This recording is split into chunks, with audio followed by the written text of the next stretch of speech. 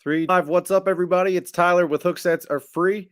It is Saturday night, October 21st, 2023, right at 9 o'clock my time, Mountain Standard Time.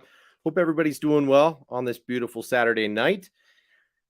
We have got kind of the usual going on. A little bit of drinking, a little bit of tackle unboxing. So I've got this month's discount tackle unboxing to share with you guys.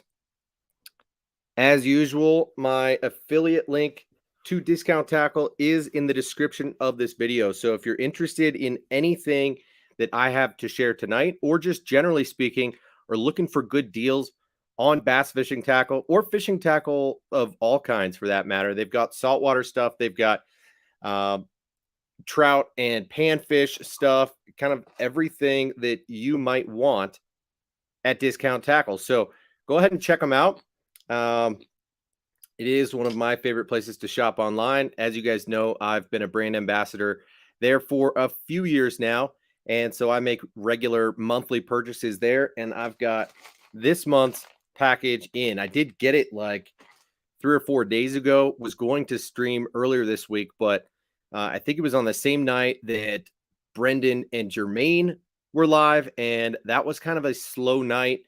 And I just wasn't feeling it. So I've been anxiously waiting to open this because I kind of forget what's in here. I have not opened it. It's just been sitting in my office waiting to be opened for some time now. So hope everybody's doing well. Was it just me, or did Debo actually not go live tonight? Brendan, what's up? Trevor, yo. Michael, what's up? Dustin, what's up? Tom, my man. Caro, my girl, what's up, guys? How are you doing tonight? Thank you all for joining in so quickly. We've been on for 2 minutes. We've got a little banquet beer. And cheers, everybody. Also have a fresh bottle of Buffalo Trace that I'm going to crack open here very soon. So, you know, just for the sake of it, since it's early in the stream, let's go ahead and crack her open now. And yeah, you guys know that I rotate between a couple of classic bourbons, but I do like to mix it up. And Buffalo Trace is one of those bourbons that is allocated, but shouldn't be. And so most liquor stores will put a restriction on 1 bottle per person, at least around here in Colorado. This is a kind of a healthy pour to start out with, but Buffalo Trace is delicious. 90 proof, and I enjoy it, especially from time to time. So we've got JP in the house. What's up, JP? Jermaine's at an engagement party. Okay, well, thanks for joining in, dude. Glad to hear that you are awake indeed, and also kind of hopping on YouTube while at a party. That's kind of wild, dude. But let's go ahead and get into this unboxing in just a second here. Cheers to you too, Jermaine. Are you drinking an Island lemonade? What are you drinking right now? You getting po'd up, my man?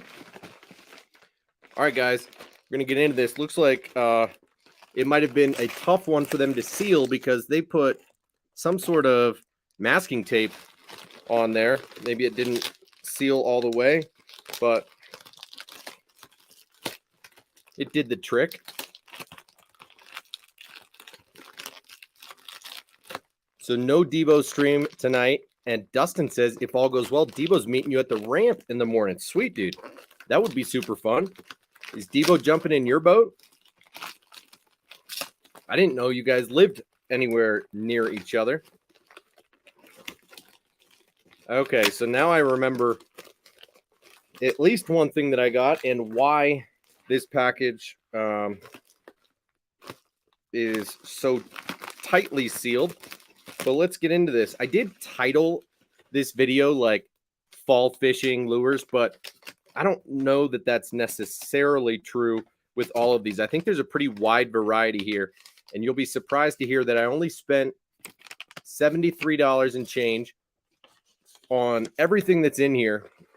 And I want to say it's close to like $100 worth of stuff. So first thing, and I'm a little bit salty because maybe some of you guys or just other people caught wind of some of the deals going on when I streamed last week about the end of season sale at Discount Tackle. Some of the stuff that I showed you was not all readily available when I went to make my purchase just a day or two later. So unfortunately, that happens from time to time, and things shift in terms of what is on sale, which colors are on sale, which you noticed was kind of a little bit of a theme with the sale that they were doing. It's like certain products were on sale, but not every color. So unfortunately, that was the case. Dustin, hope you have a blast. Is it a couple hours from where you're going?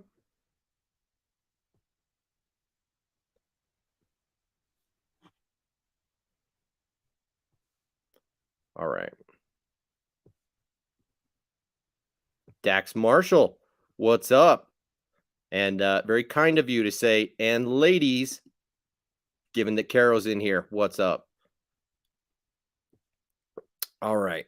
Big Malone in here as well. What's up, dude? Okay. So first thing, and we talked about this last week, is the 13 Fishing and Coalition Baits Trout Wedge. And this is not the color I wanted, technically, because I've already got one. So now I've got two in the same color, but it was so on sale that I couldn't help it. I'm probably going to be generous and throw this in to a giveaway. So I'm going to set this aside and I'll pull out the one that I have just to show you.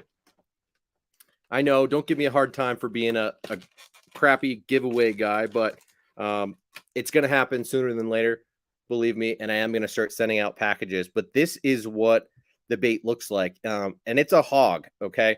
This is a 9-inch bait, weighs 5.5 ounces, pushing 6 ounces, but that tail is rock solid. It's soft, but is a wedge tail. So this thing is meant to be crept along the bottom like you would with a Huddleston, and it's got a couple unique features. So it's got a super stout hook, and I think I prefer this hook and the angle of this hook a little bit better than what you get out of a traditional Huddleston.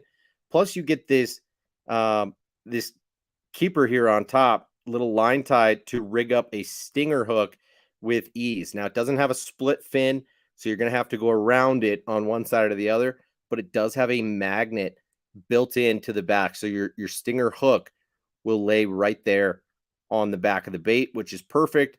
And yeah, it's a top hook style bait. I believe this is a slow sink, but it is a heavy bait. So keep that in mind. It's gorgeous looking, very well made, and I'm a fan. Normally it retails for like $35 or something like that. It's not a bad deal for what it is, but it was on sale for $23. So pretty good deal. Scooped one up. If any of you guys picked up the dark trout color, I'm a little bit salty and cranky at you. So it is what it is, though. You know, we all got to compete, right?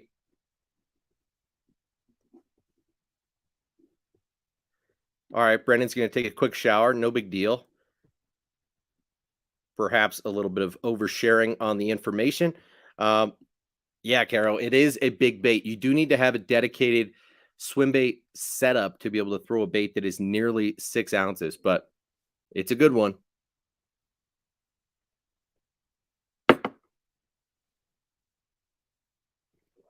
Well, shoot, Dustin, that would play very well for you if you had the bait right now, or if you have a big trout swim bait, you probably ought to consider throwing it, considering the bass are going to be feeding on those trout for a short window of time. You should capitalize if you can.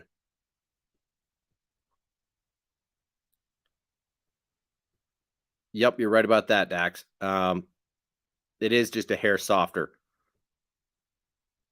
It's not like it's gonna rip up quicker. It is still built well. It's just a little bit thinner where it tapers to the tail. So, Carol, that's crazy. They'll stock trout down in December where you're at. December will be totally frozen over for me. So, yep. That's a good question, Dustin. I'm not sure if you can use pre-rigged walleye stingers. I probably wouldn't. I'm sure you could try it, but I would just throw. Um, I'd either tie a knot or put a split ring on that little hanger, and then use a short braid leader. Probably 4 inches is all that we're talking about. I mean, literally, it's that. So probably not even 4 inches. And then I'd tie on a treble hook onto that using a Palomar or something of the sort and just have it free swinging so that it's not a wire situation that you're working with, but just braid. And that should do the trick just fine.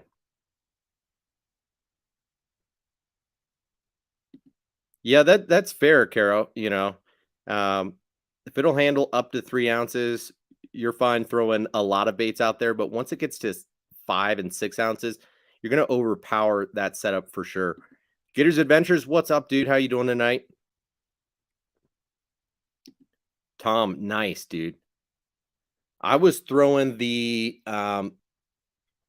Chad Shad from Spro just yesterday and got a feel for how it acts in the water. This was maybe my second or third time using it this season. I have not given it quite the time of day that it deserves, but I'm starting to get a feel for the retrieves that I tend to like with it. So if you guys want to talk about that, we certainly can, but I don't want to get too far off topic while we are in the middle of this unboxing. I want to keep your guys' focus, and then we can do a little bit of chit chat after all of this. So next up, while we're on the topic of swim baits, perhaps, let's talk about this bait that I noticed was on the website and don't really know a lot about it, but I'm curious.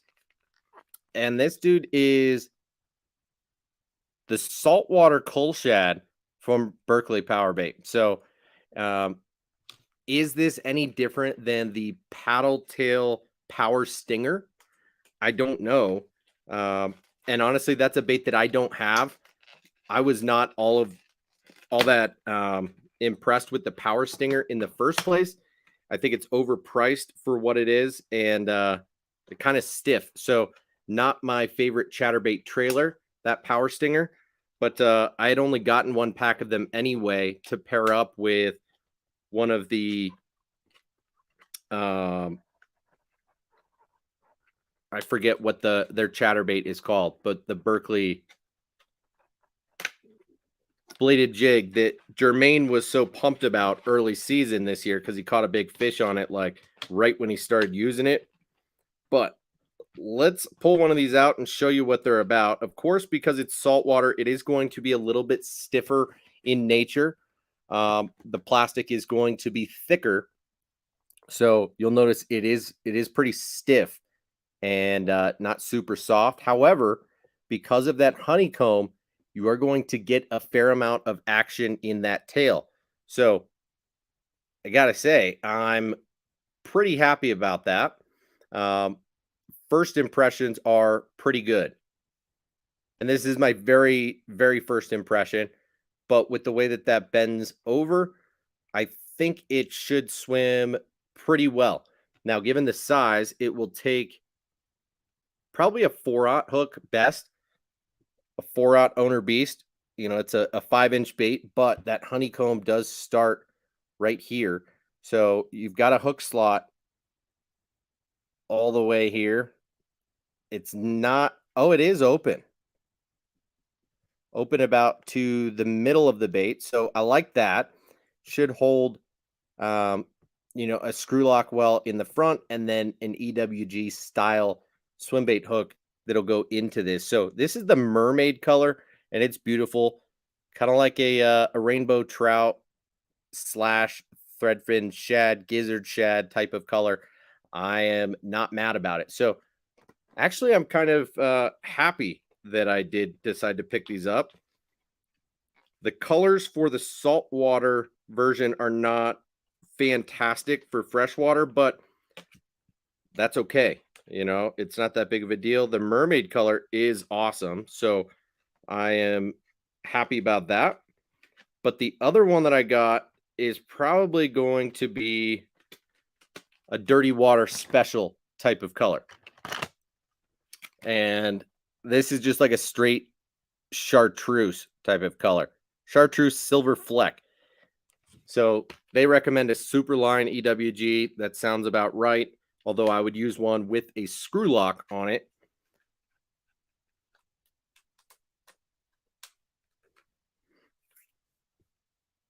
I didn't quite smell it, but I will on this next one. So unboxing therapy. Yep. It's always fun to get your hands on some fresh baits that you haven't seen in person. Midwest Fisherman, what's up, dude? How you doing tonight?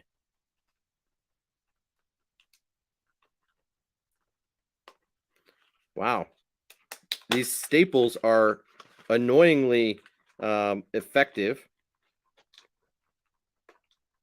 So chartreuse silver fleck. That is very chartreusey and very silver flecky. So dirty water special here.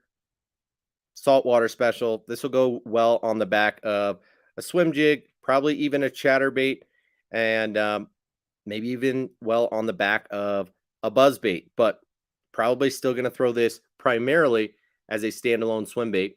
But I got to say, I think that kick is going to be pretty solid.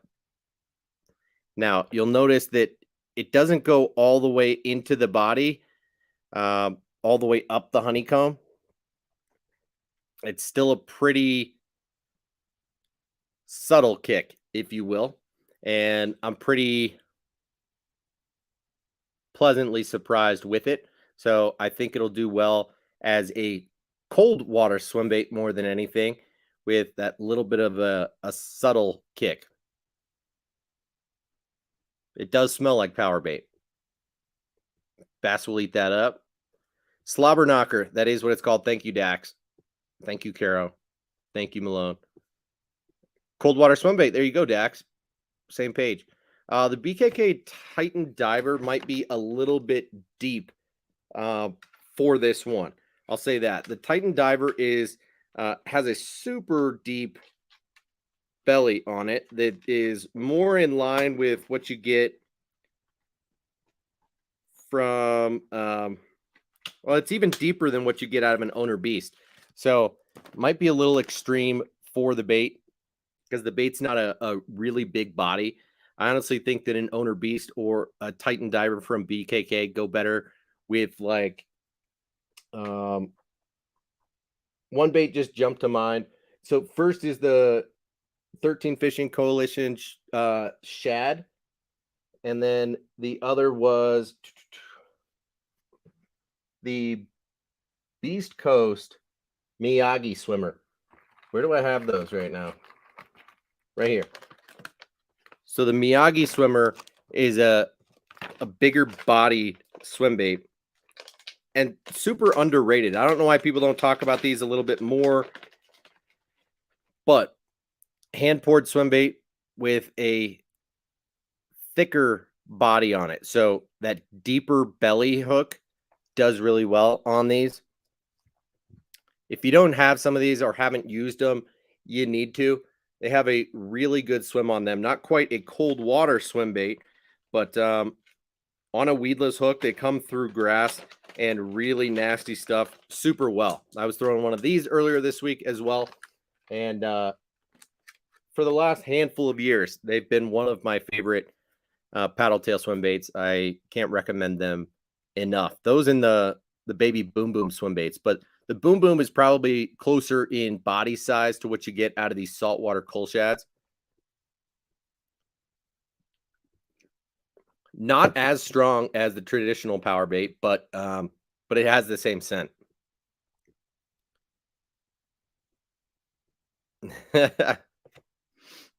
Yep, I smell it. Yeah, you're probably right. It would be an awesome smallmouth bait. I've got one or two places that would be proper to be throwing that color. Too much drag on a buzz bait. Yeah, I don't disagree necessarily. Okay. Next up, should we stay in soft plastic land while we're at it? I suppose.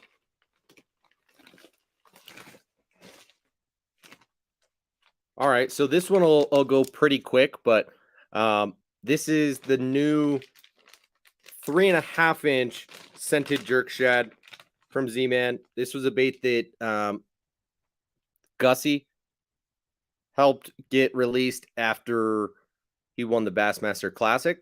So this is just a slightly smaller size of the jerk shad than was previously available from Z-Man. And they're making it in an electric shad color, which is sick. So the scented jerk shad compared to, say, the Z-Man Streaks is a neutrally buoyant bait. It does have a little bit of salt in it, and this is perhaps the closest thing that Z-Man puts out, and that's a lot of scent in there. It's got the Procure, I think, mullet. I don't know exactly what variation of Procure they put in it, but it is infused and pretty strong smelling. So again, this is a neutrally buoyant bait and is right in line with the Strike King Baby Z2 / Z2. It's more like the Baby Z2, which is a 3.75-inch bait. So as you guys know, that has been one of my absolute all-time favorite baits. Just overall, I throw this thing all the time in a wide variety of colors, and it is the same thing. So just a small fluke, and Z-Man's now got it in this smaller 3.5-inch size version. So definitely recommend it. I haven't even thrown it, and I can tell you that I do recommend it. I don't love the smell of Procure, but that's okay. So I'm going to stain my shirt by rubbing all this scent on it, but it is what it is. Daniel T in the house, my man. Yo. We've been missing your links, but that's quite all right, dude. No problem. Good to see you in here. Thank you for joining. Hope all is well for you. And hopefully my phone doesn't go off like crazy right now. The Colorado Avalanche are playing tonight. I'm going to see if I can silence these notifications somehow, but you might be dealing with that. We'll see whether or not it pops off. So just to tell you prices on the last few things that I showed you, those Berkley saltwater coal shads, they come 3 to a pack, and they were $7.19.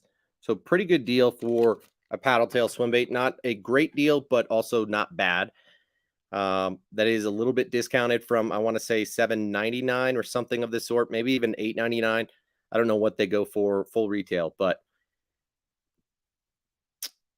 Riley in the house. Thank you very much for joining in. Hope you've been well also. Yeah, things are going good here. Thank you for asking, and thank you for joining in. Who knows? Daniel, how are you finally here, dude? We've been missing you. Next up is a new bait this year as well. So that 3.5-inch jerk shads is new this year from discount or from Z-Man. It was $4.67 for the pack of 5. So not a fantastic deal, but it is a bait that I wanted to get my hands on. And I think it's a little bit cheaper than what you typically spend at like $5.50.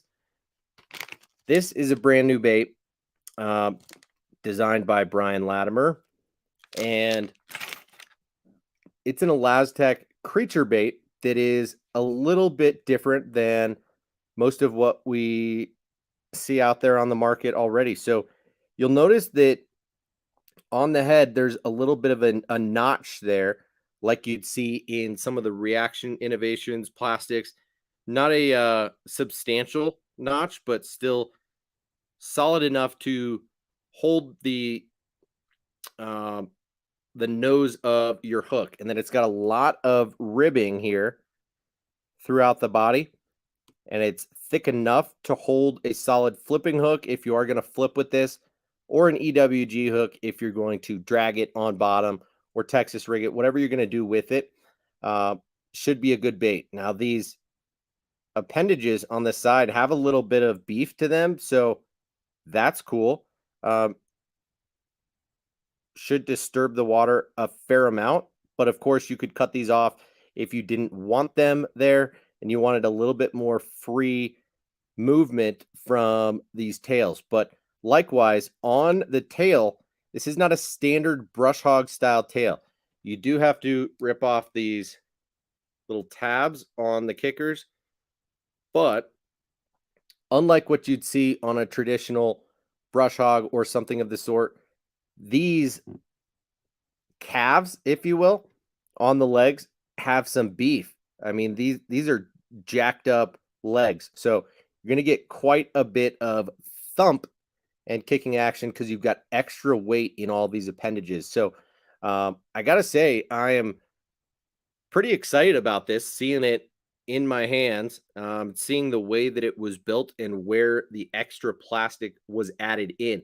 A lot of Z-Man soft plastics do not have that extra weight. So this is kind of cool, and something that I haven't quite seen out on the market, but could be very interesting. It reminds me of like a Reaction Innovations Man Bear Pig more than anything, but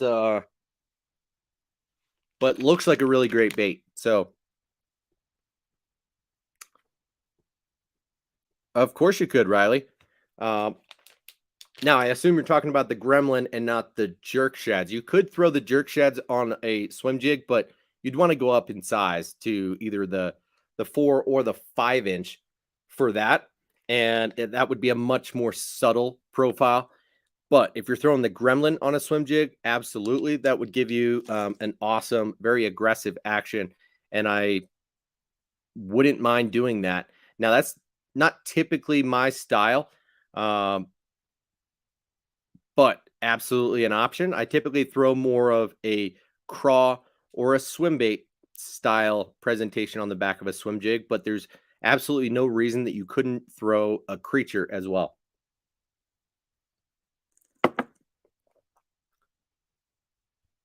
Dustin, you're right about that. I don't know what a hood addy is, but a man bear pig, I was thinking the same thing. Weird looking, but you bet it'll work. Yep.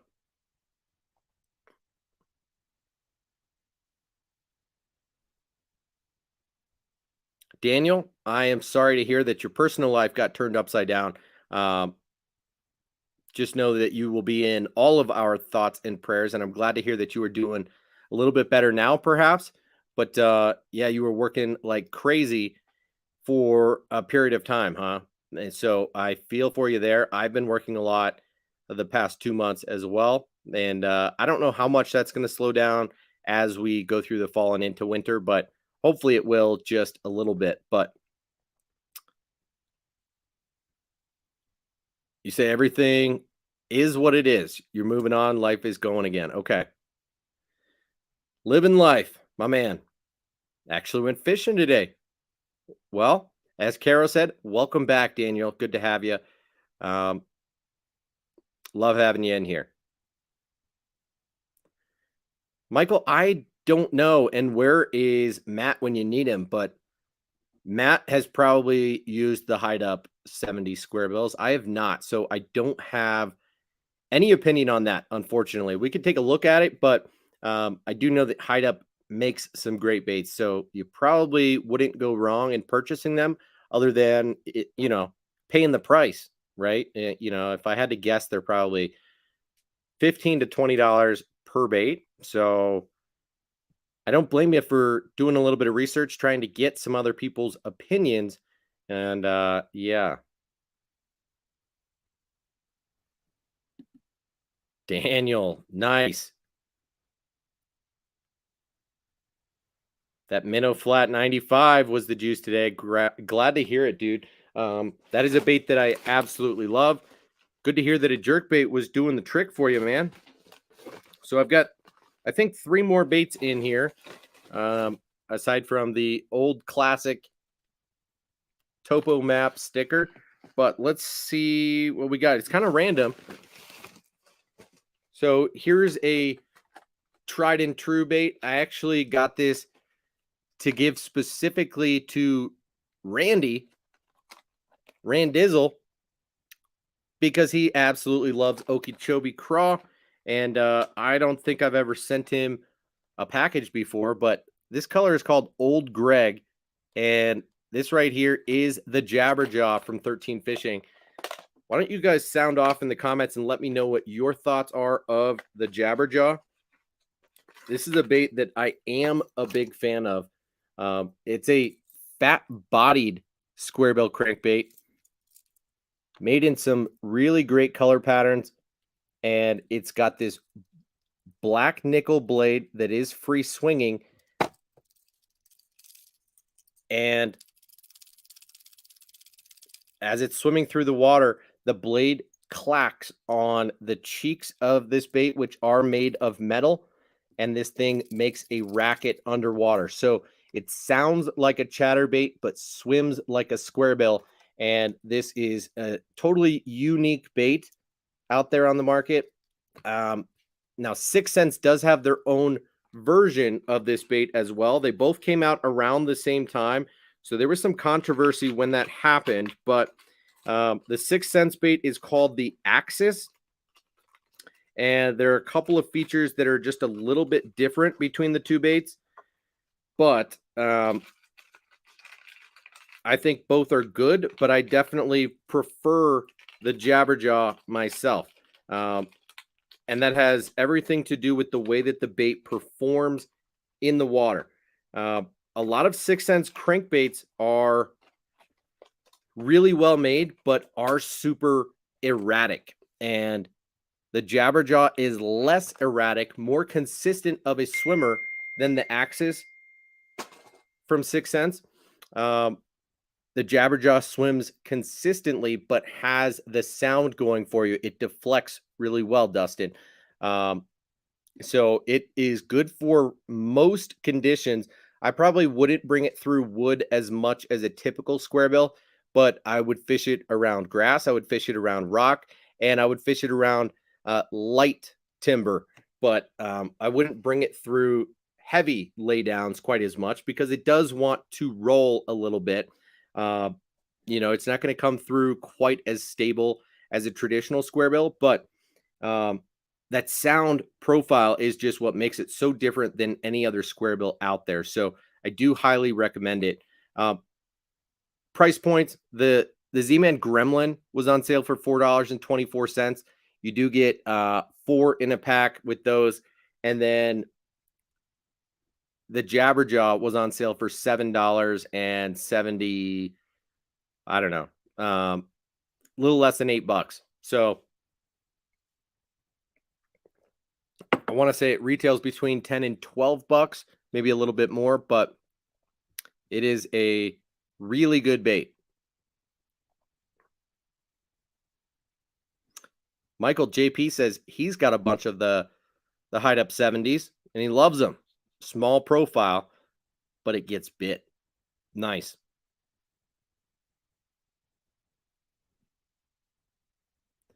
Yes, Carol, they work, and they work quite well. I like them a lot. I've got a box, one of these smaller boxes, like dedicated to them. There's a few that are missing from here because I've been fishing them this season, but I like them quite a lot. So in comparison, here is the 6 Sense Axis, which also has that free swinging bill. It makes noise, but not in the same way. It makes less noise underwater than the Jabberjaw does, but it has a rattle built into it. So It makes more of a traditional sound of a rattling square bill. But like I said, this thing wanders side to side a bit, has quite a bit wider of a swim, whereas the Jabberjaw swims pretty consistently like you would expect a square bill to do. And so I would feel more confident throwing the Jabberjaw than the Axis if I'm looking to throw a square bill. Now, if the fish are on a total reaction bite and they kind of want something that's wandering a bit, and I don't mean hunting, I mean just has a wider swim to it, then by all means, the Axis could be the deal. But there are a number of 6 cent swim bait or crankbaits that swim kind of like that. So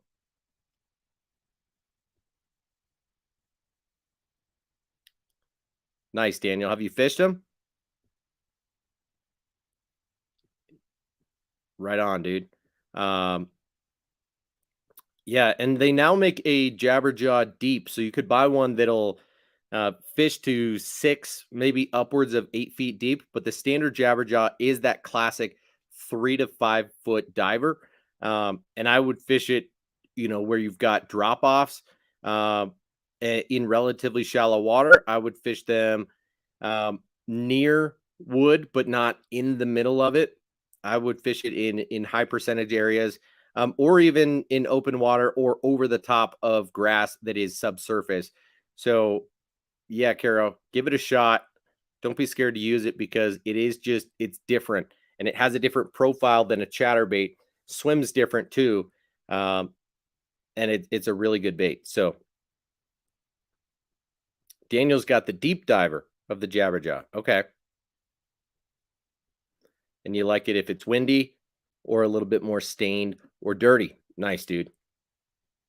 Okay, you can get your deep one 9 feet. Interesting. Yeah, that is pretty deep. All right, now we've got just 2 baits left.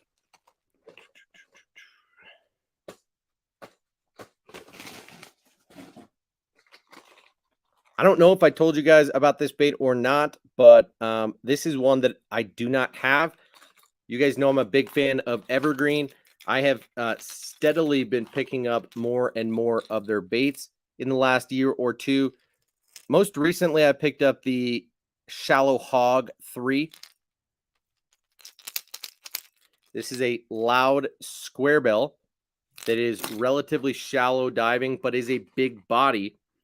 This right here is the CH1, and I forget what the CH stands for.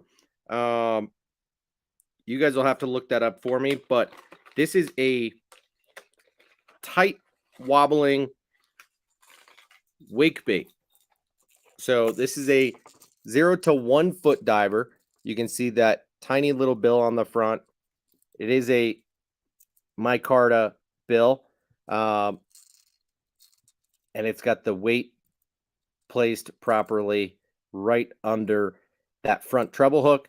This is a relatively small profile bait sitting right at 58 millimeters, so 2¼ inches, but it weighs 7/16 of an ounce, and it dives just 0 to 1 feet. And so in the summertime, for me, when the water gets a little bit dirty, and the fish are feeding up that right time of day, which is usually late at night or early in the morning, and the fish are coming up to the top, a bait like this is going to get her done. So the CH1 from Evergreen is one that I wanted to get my hands on for that purpose, because for the last 2 or 3 seasons, a wake bait has been absolutely deadly for me in the dead of summer. And you get that flash of the internals of this bait, plus that color scheme of this, I think it's called Dynamite, pre-spawn Dynamite Flash. Pretty cool color pattern here.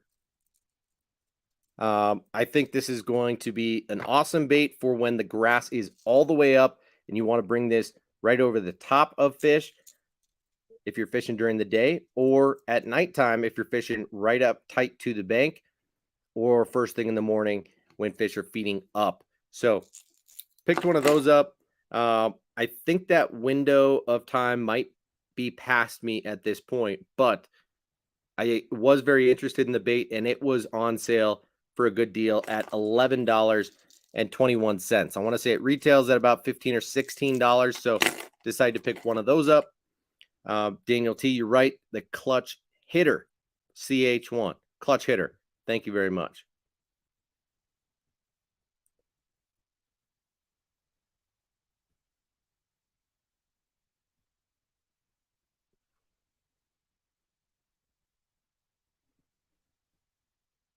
Gator's Adventures, you've got a shit ton of shallow diving crankbaits and you don't even fish them that much. Well, how shallow are we talking, dude? Because there's a big difference between a really shallow diving crankbait, something that goes 3 feet or less, and something that is a typical shallow diving crankbait that is like a square bill that'll go 3 to 5 or 6 feet deep. Quite a big difference there. Two totally different categories as far as I'm concerned. So, something like this, or, a man's baby -1, something like that, can be super deadly in certain times of the year.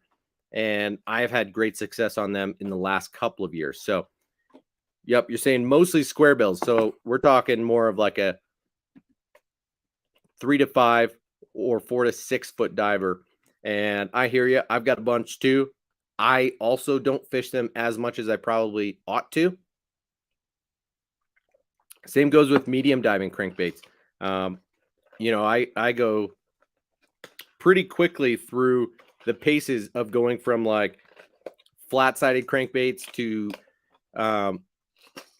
square bill crankbaits, and then all of a sudden, I'm prioritizing jerk baits in those times of year, and then before you know it, I'm on to soft plastics, and I'm on to chatterbaits and swim jigs and other things like that. So, yeah, it can be a little bit tricky. But last bait on here is the River to Sea Bubble Walker 128. Also got this strictly because of the deal. This was on sale for $8.57.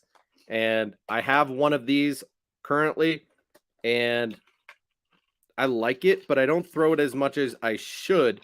This is a hybrid style bait. They make it in 2 different sizes, but I think there's something about this bigger size that it has a little bit more drawing power. It's more of like a classically sized walking bait with a little bit of extra body to it. Has less taper than what you'd see on a traditional walking bait. It's a fat bait, but it's got a popper mouth, and that bubble popper is what you get out of like the Pop Max from Megabass. You can see right through it. It is going to send a bubble trail behind it as you bloop this thing. So this is a 2-in-1 style bait that you can fish as a popper, or you can walk it, and it walks quite well. So I'll say the loon color in River to Sea baits, especially the Whopper Plopper, has been my most productive color over the years. And seeing that this bait was on sale for that deal during this sale, I figured I would scoop one up. I don't know if there's going to be a window of time for me to use this the rest of this year, but I will definitely put it to work next year. So this is a popper / walking bait, 3 treble hooks, and a super fat body. And I'm not mad about it. Good deal. So loud, obnoxious, and big. Very big profile. Take a look at that fatty. So yeah, JP, it is pretty huge. Now it weighs 1.5 ounces, and it's 5 inches long. So big bait. Let's compare it to the cute little BFS Baby Pop X, Tiny Pop X. I forget what they call it. The Baby Pop X.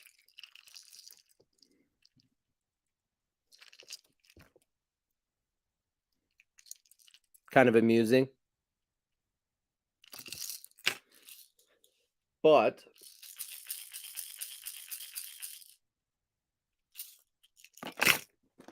let's see where we got our poppers.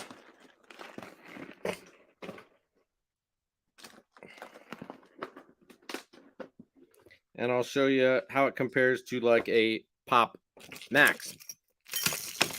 Still substantially bigger. This is a Pop Max.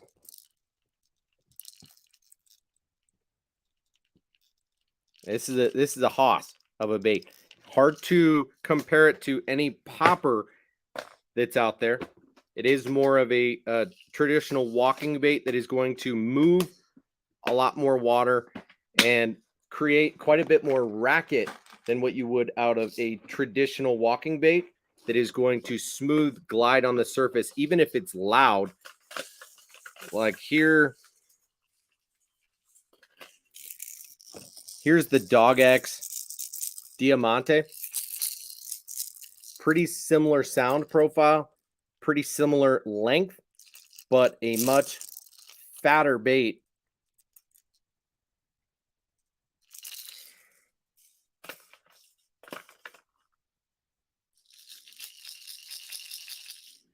So it's going to be a little bit more close to, Lucky Craft Gunfish and maybe even an Evergreen Shower Blows in terms of what you get out of a pencil popper style walking bait. A little bit more in line with like the Shower Blows 125.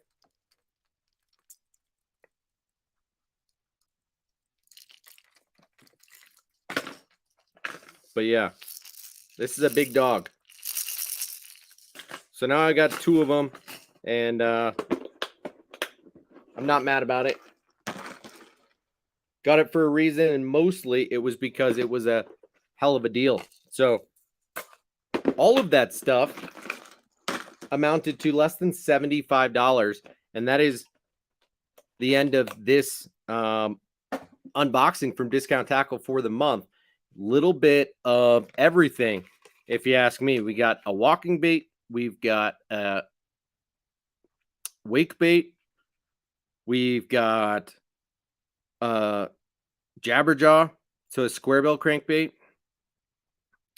We've got a bunch of soft plastics ranging from a tiny little soft plastic jerk bait in the Jerk Shads to a creature bait in the Gremlin to 2 packs of the saltwater coal shads, and even with the big swim bait in that 9-inch 13 Fishing Coalition baits, the Trout. So nice little variety in that package for not even $74, and that'll do it. So we can open it up to anything else that you guys want to talk about. If you want to talk about any of these baits specifically right now, or any of the stuff we talked about last week, I've still got those up on my desk here. This stuff that I bought from Cabela's / Bass Pro Shop, since technically now they're the same thing, but Brendan is back. We just finished the unboxing, so feel free to go back if you're interested in any of that stuff. I just gave you a quick rundown of what it is that I picked up. I did get that Jabberjaw to send to Randizzle, since it's an Okeechobee Craw color, and I doubt he's thrown that bait, but he's a sucker for that color. So yeah.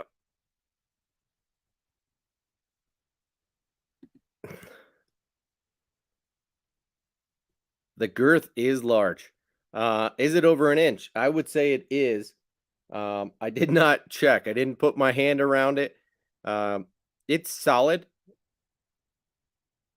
Definitely girthy. Dustin, they do have bass big enough to eat that in Colorado. Now, big enough is relative, right? Like for me, a 3.5 to 4 pounder is a big fish. I catch a lot of 2 to 3 pounders. I also catch smaller fish than that, but any given year, I will catch a handful of fish over 4 pounds. The biggest fish that I've caught is just shy of 6 pounds.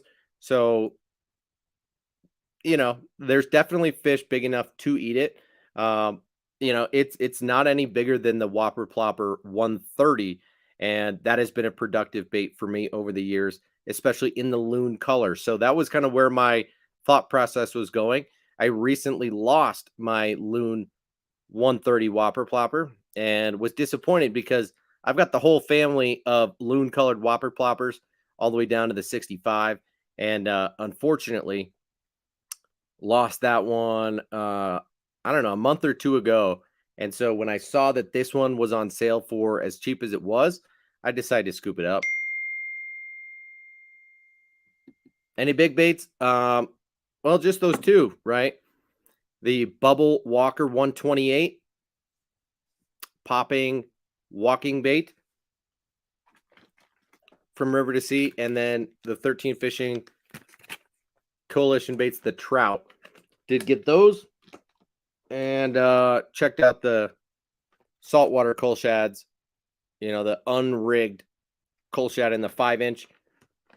But no, it was a wide variety that I scooped up this month, Brendan.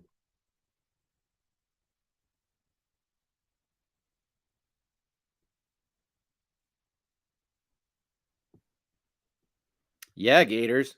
Got that banquet beer. Love me some Colorado beer. The original brewery is just 30, 45 minutes away from where I live.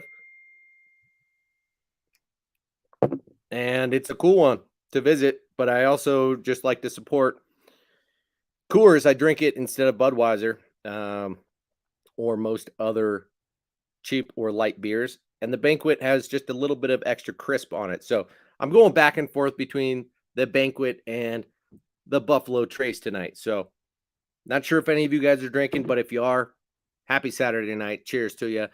Thank you for joining in and hanging out tonight. What else do you guys want to talk about tonight? Daniel, you tried the banquet and you like it, my man. Yeah, well, the stubby bottle is also fun, right? Of course, they make the banquet in a can, but it's the same price where I live. And so I always go with the glass bottle, not only because the recyclability, but the form factor too. It's cool, it's fun, and it's classy. So they've got Coors stamped on the bottle, and it kind of reminds you of a Red Stripe when you're drinking it, right? I think other than Coors Banquet, Red Stripe is the only other beer that is in a stubby glass bottle, but I like it.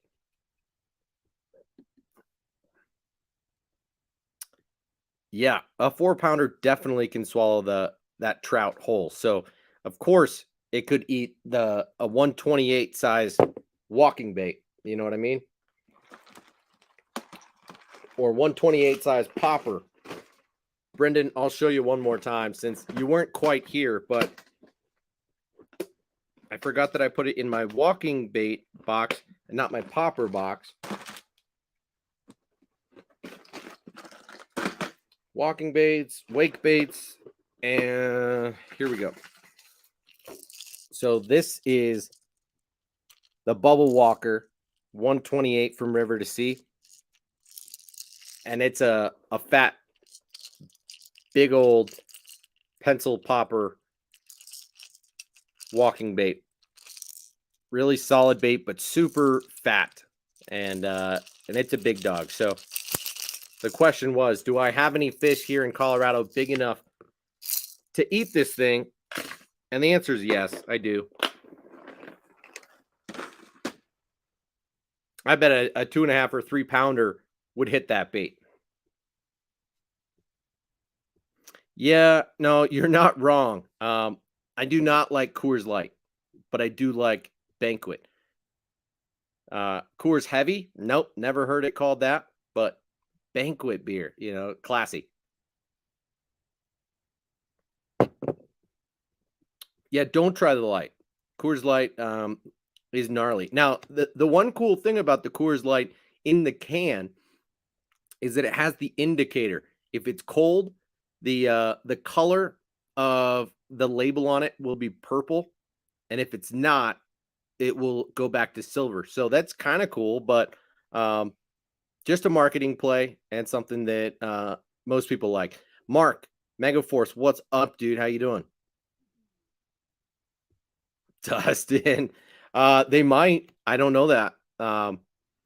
They could be catching a little secondhand high, if you will.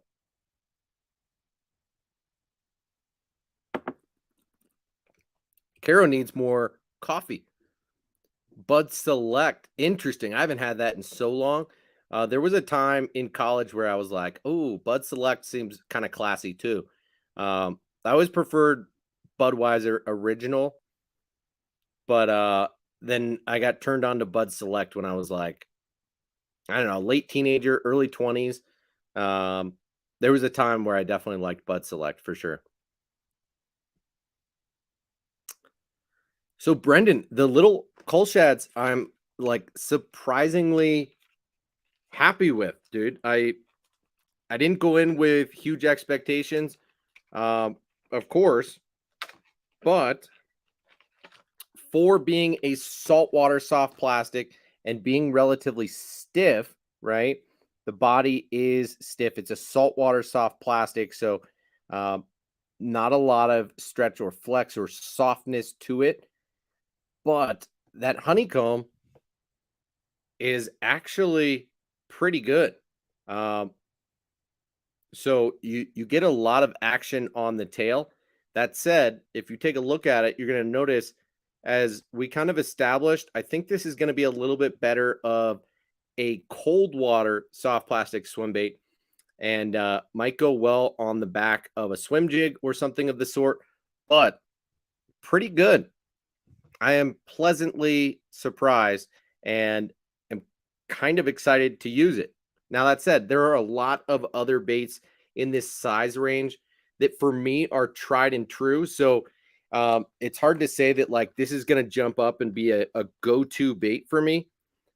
But at first glance, I like it, dude. So yeah, I was explaining to everybody, I have I've slowed down on using Kitex quite as much as I used to when I first got into bass fishing, because paddle tail swim baits were so productive for me. They still are.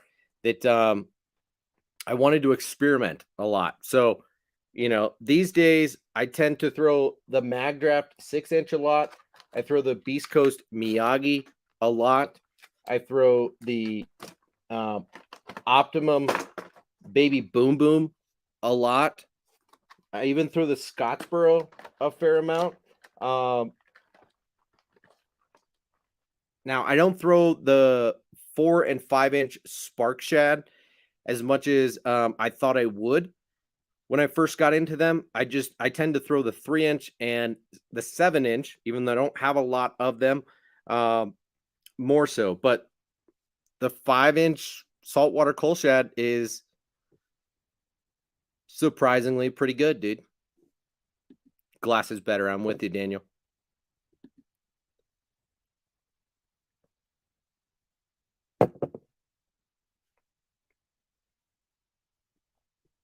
You've drank plenty of Coors products in your day?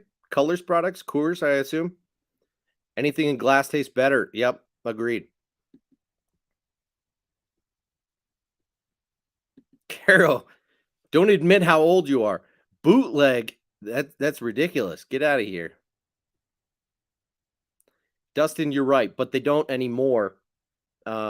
These days it's rare, right? Mickey's and Miller ponies, take it easy, dude. I believe you, but Mickey's, whoa. Red Stripe is still around. Now perhaps they don't sell as well. They used to put out advertisements in the US, right? Red Stripe. What did they say? Jamaican for beer? Or why did I think they said Australian? It's not Australian, it's a Jamaican beer, but yeah, they used to have commercials on TV and stuff, and I think it sold fairly well around that same time that I got into Bud Select. So yeah. Sorry, Gators. Didn't mean to go back for Brendan, but I did.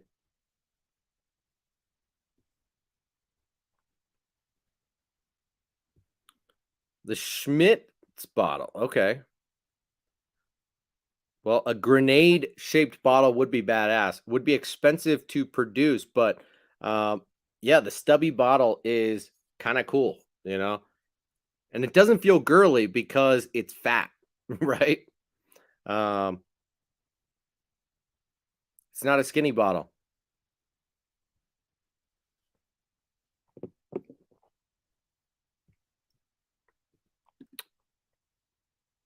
Well, Brendan, you can try one vicariously through me.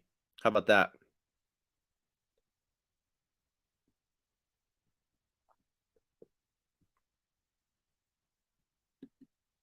Interesting. That's funny. Miller Nippers. It's blue when it's cold. I thought it was kind of purpley, but maybe you're right, Dustin. Either way, it changes color when it's cold and when it's not cold anymore. So, excuse me. You know when it's cold and you better drink it while it's still got the color. When that color fades, you either got to chug it or you got to put it back in the cooler. You know what I'm saying?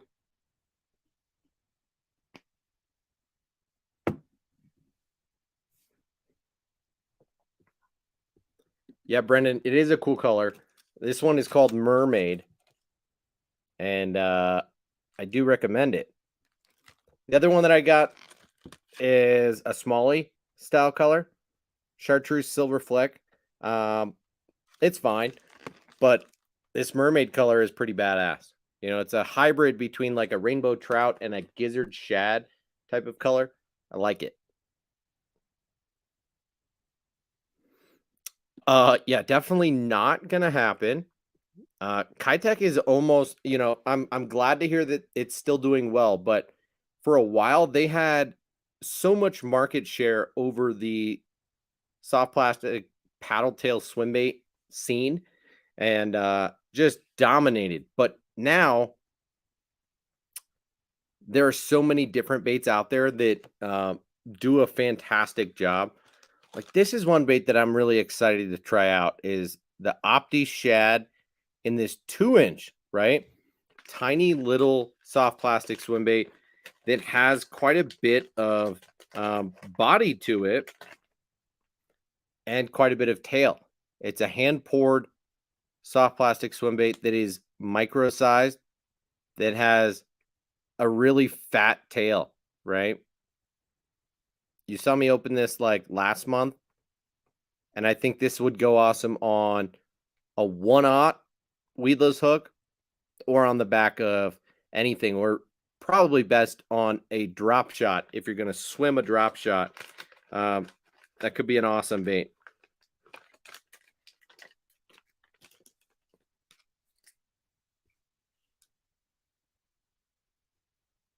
JP, I have never tried the Czechsar beer from Budweiser. Interesting. Gators, you've never thrown the drop shot this year? That's crazy, dude. There's a time period around the spawn, before and after the spawn, like right before and for a while after the spawn. So probably a month long where it is absolutely deadly. If you're sight fishing, a drop shot is like the deal. You ought to give it a shot, dude.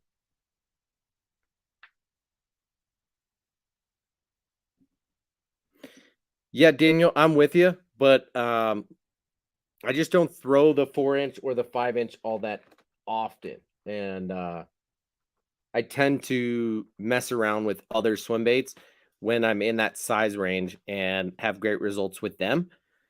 And slightly better durability as well. Now, I know that you've had great luck this year, especially as a swim jig trailer with the Spark Shad. So by all means, you do you, dude. We all bootlegged Coors. You guys are funny. Your brother is 9 years older. Bootlegger. Nice. Yeah, JP. It was, but seems to be going a little bit by the wayside. I'm sure that in Jamaica, it's still the number one beer by a long shot. I highly doubt that it is a struggling brand, but interesting, Carol. I did not know that. Yeah, Jamaican for beer. Ah, Foster is Australian for beer. I'm not going to quite throw on my accent or shitty accents, if you will, for you guys right now, but Gators, that's a good point. I feel like most beers from their homeland taste really well when you're there, um, or even when you're in a restaurant that tends to specialize in that genre or style of food. I find that when I'm in a Japanese place, if I'm at a sushi restaurant, and I drink a Sapporo, I'm like, oh, this is the deal right now. Um, but if I drink it when I'm at a just a standard bar, um, it doesn't hit quite the same. So I'm with you on that, dude. Oh, Brendan, you got to get to bed. Okay, no problem, dude. Sorry if you've already gone to bed. I'm 4 minutes behind on the comments. 4:30 a.m. You and those horses, huh? What are you doing, dude? What? How are you missing school like that, dude? Sometime in November? Are you homeschooled or do you go to school? No, shoot, you graduated. You're not going to college. You're working for the family biz and just winging it. Not what Ariel looked like. Yeah, sweet dreams, Brendan, if you're still here somehow.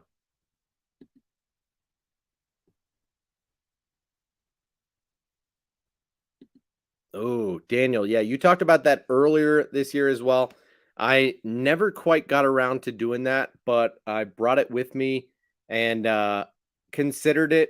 But just, I'll tell you what, the Strike King Baby Z2 and soon to be the Z Man scented jerk shads in the 3.5.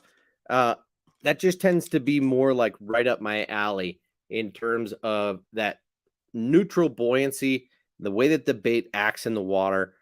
I absolutely believe you that the Rhythm Wag is juicy on a drop shot, but um, yeah, I don't know. I feel like the Rhythm Wag is maybe meant to do a little bit more than that.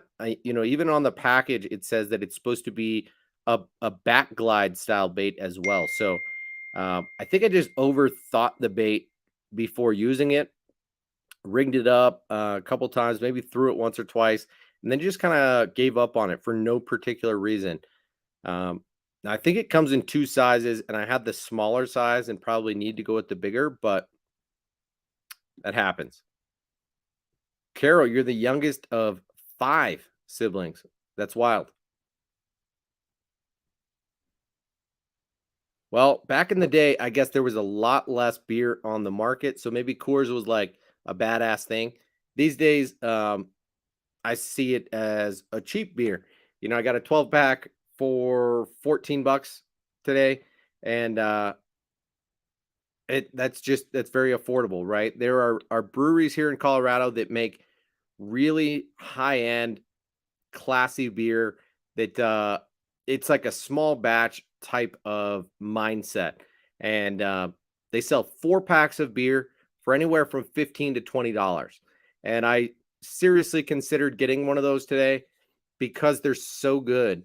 Um, if you guys want to look them up, Outer Range Brewery is one of them, one of my favorites. Weld Works is another. WELD Works, all one word.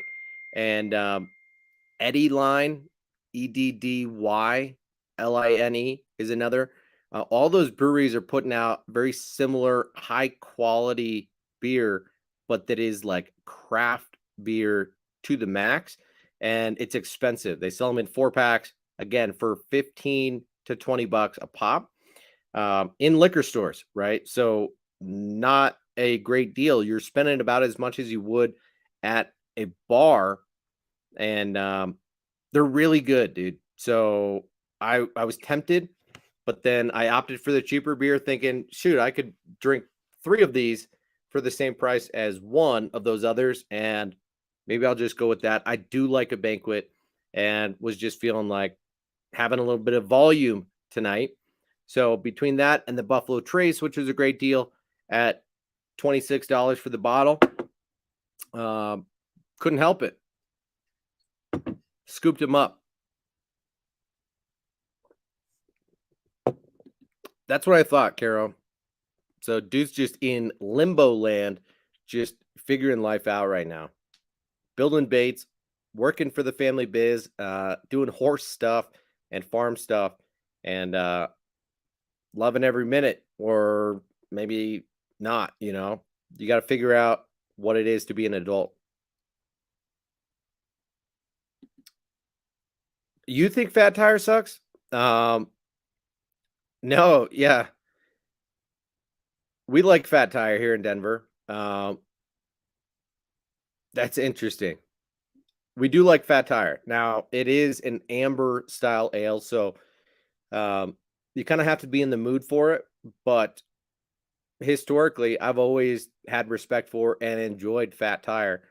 But I don't drink it as much now as I used to 10 years ago. It was kind of a go-to for me for a while. If there was a lot on tap that I didn't necessarily like or wasn't familiar with, but Fat Tire was there, I would go for it. But that's funny that you say that, Dustin.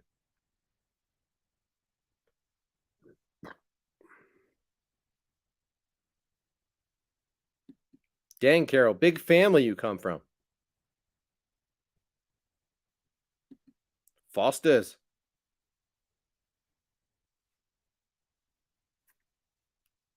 Is that true?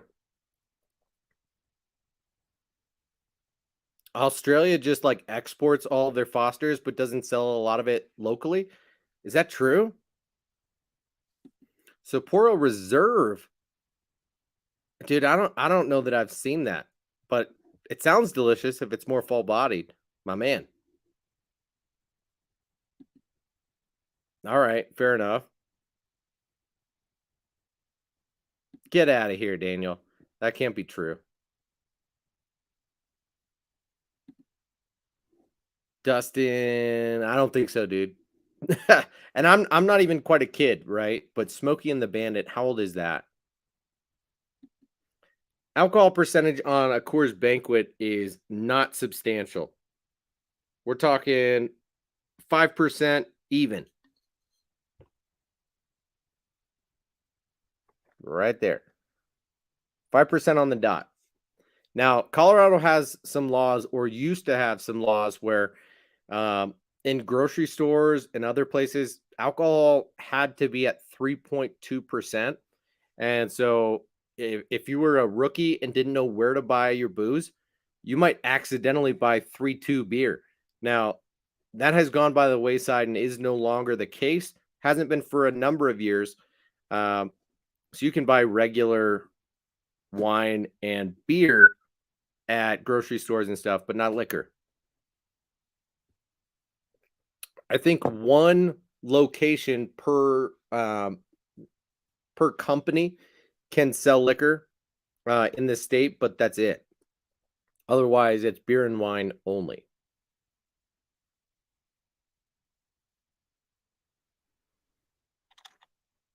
A case of Gibbons for $7. Uh, gross, dude. You had to chew the last sip.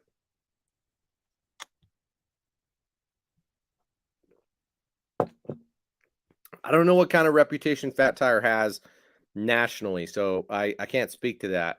But I like it just fine. I'll say that. And Caro's loving this conversation. We're just talking about beer for the last like 15 minutes, guys. New Belgium is a good brewery, but also has sold out. So um, it's called Blue Moon, not Blue Paddle. Uh, let's see if you're right.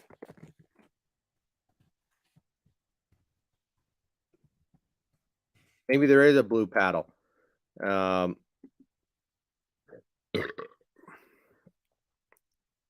Yep. It's a ping pong paddle on the can, but it's a Pilsner. So that's not right up my alley. Uh, looks like maybe it has been retired, is no longer a beer. So yeah, New Belgium is a beer that, or is a brewery rather, that I like. It's based here in Fort Collins, and they've gone very corporate. So I like some of their beers, especially their like Voodoo Ranger series of beers. Um, but because of the way that they've gone very corporate, Fat Tire is one that I have just drank less of over the years. Occasionally, I will get like a variety pack from them, things like that. But yeah, they make a lot of different beers, some better than others. You know, looking at them like their Mountain Time lager, I would probably prefer over, or if you're into New Belgium for whatever reason, maybe you should try their Mountain Time lager if you liked the Blue Paddle. Um, it's more of like their classic light beer, but they also like to make a lot of like European style beers and triples and things like that. But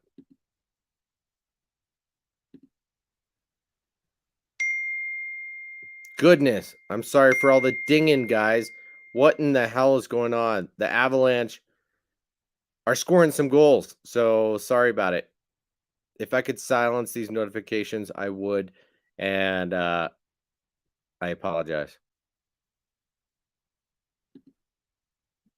Yeah, 2.7.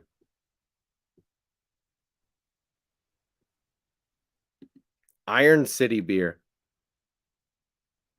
Dude, Yingling? Hell yeah. That takes me back to living on the East Coast. I did like Yingling surprisingly well when I lived in Baltimore, and you know it's like a go-to beer at most bars that you'd be at. Yingling is like their standard for light beers on the East Coast. Still is. Now, like if you went to Texas, Shiner is the beer that everybody drinks there. Shiner Bock is a surprisingly good beer. So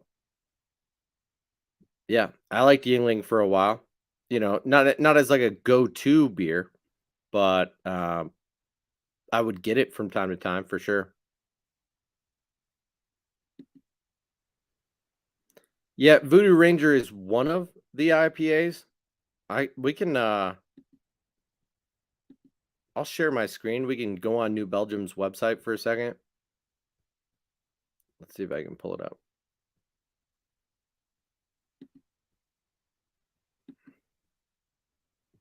All right.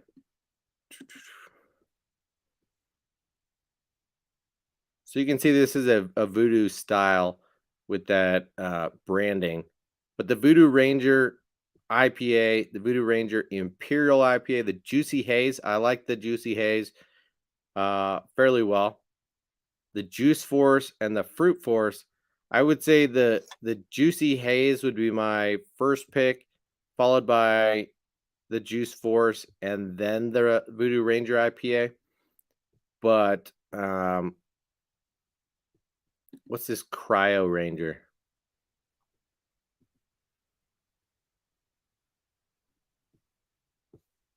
Exotic fruit flavors. So the Voodoo Ranger, as I said, is a family of beers, and here you've got all of their beers. Fat Tire Classic, right? But there's a lot of Voodoo Rangers, right? They've got a whole hoppy pack where you get four different. This experimental IPA was new this year. Haze Glare, Cash Mirage. Um, you know, they're making a lot of different stuff these days, but this is what I was talking about in that they make a variety of stuff. They've got fruits and sours all the way down to the old fashioned triple, which is a Belgian style ale, the 1554, and all of these darker beers in general. And they make a bunch of them. A lot of them being sours. Sours and dark ales. So, yeah, New Belgium is good, but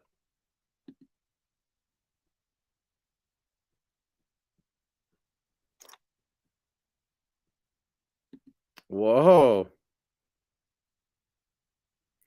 Guinness is your favorite. Guinness was never my favorite. I could do it, but never went out of my way to have it, except for when I was in Europe, in England for a period of time, like during the World Cup, and everyone was drinking Guinness. I got on that train for a minute, but I got off it pretty quick.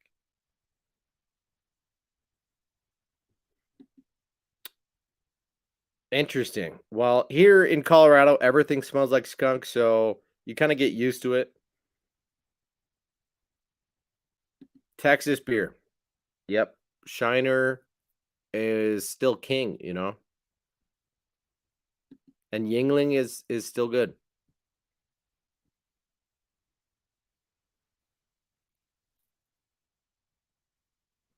Lone Star, you're right. Lone Star and Lone Star Light are kind of like the Coors and Coors Light. I would say that Shiner is like one step up from that. And the Shiner Bock is more like the Fat Tire. Um, Now Shiner makes a little bit wider variety of beers now, but when I was in college, they didn't. And so let's take a quick peek at Shiner and see what kind of beers they've got. Look at us. We're just talking about beer tonight, guys, instead of Bates, but I'm not mad about it. So the Shiner Bock is still their deal, right? And it's good. I recommend it. The Ruby Redbird has been around for a long time. It's a grapefruit forward beer, but only 4%, so it's pretty light. Is this really all that they make? I thought they had branched out more in the last 10 years than they have, but the 909 or 1909 sea salt and lime, Oktoberfest, Mexican style. Orale.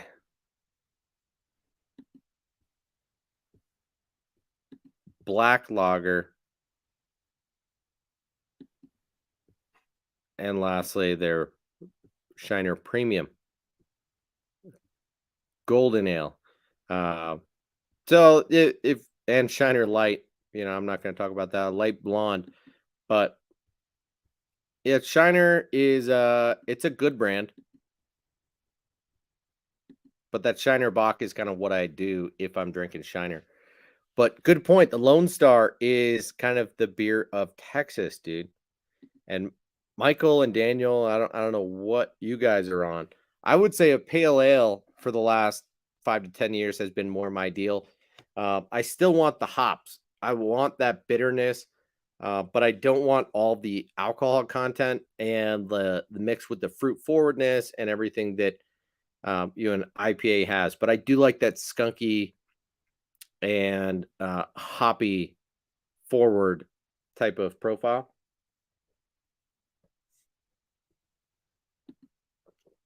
Interesting.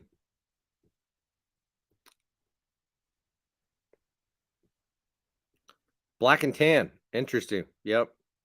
Pretty good.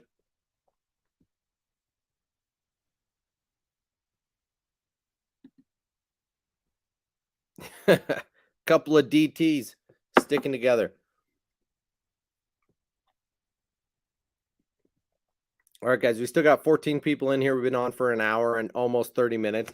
What else you guys want to talk about? Anything fishing related, baits related?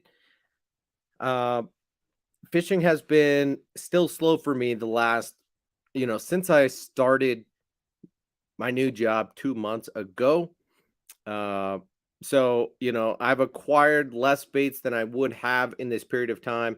I've gone out fishing less, but also, um, I am always wanting to go fishing more frequently than I can, and, yeah, I'm always happy to talk about whatever you guys wanna talk about fishing related or not. So, if you wanna keep talking about beer for the next 30 minutes or bourbon, um, do you guys drink bourbon? Yes, no, maybe so? Sierra Nevada Pale Ale. Um, I wouldn't call it the OG, but it is a great hoppy beer. Um, I like Sierra Nevada, but it has kind of done a poor job of marketing the last handful of years, or last decade or so, and it's local here too, I think. Um, Let me double check that.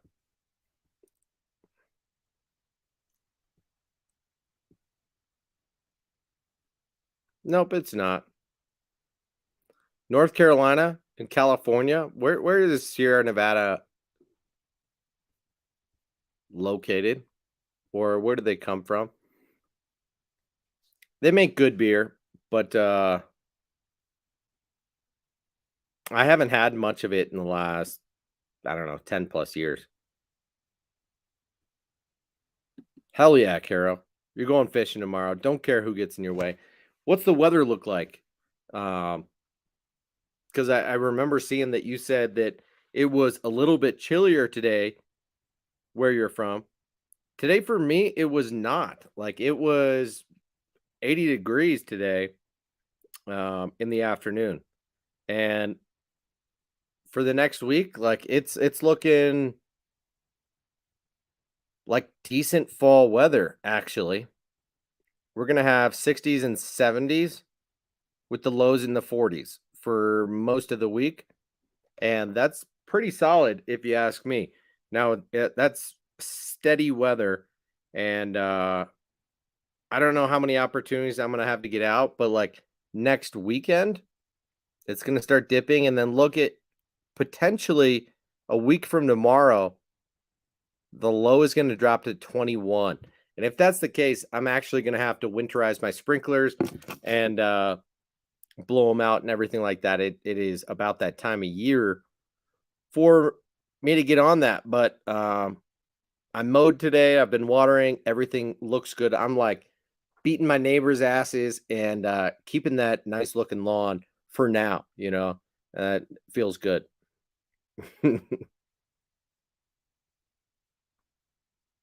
No, Dustin, I agree. Again, it's one of those that I haven't had as much of recently, but it's one that I came up on. I think Rolling Rock is good. Now, I definitely think of it as a lower tier beer. Um, and kind of like we were talking about with a few other beers like Red Stripe, it has kind of gone by the wayside in terms of marketing in this day and age. But Rolling Rock is good. It's a very pale type of beer, but I like it.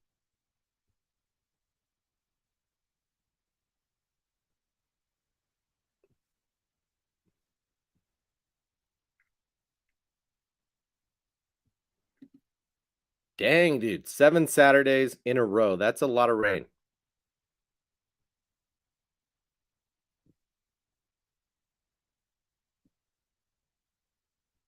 Heineken. I would say that Heineken and Rolling Rock have a pretty similar flavor profile.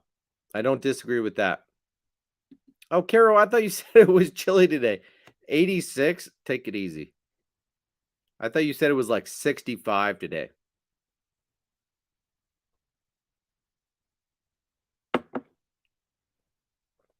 You were at a rifle class today with your youngest? That's awesome. Whoa, Dustin. Wisconsin doing it old school style. Old style? Old school style? Schlitz, Blatz, Old Style, and Stag on tap. You guys are behind the times, huh?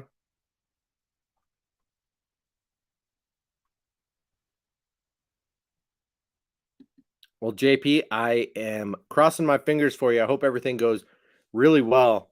Mountain lakes can be a little bit tricky sometimes, but um, hopefully the fish are cooperating and it's that right time to be catching them, dude.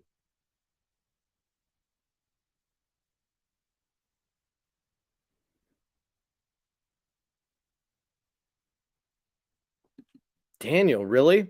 I think a Yingling is more of a classic lager than a Heineken. I think a Heineken is pretty pale, maybe a little bit more like a it has a little more zing on it, but a Yingling it doesn't really, in my opinion.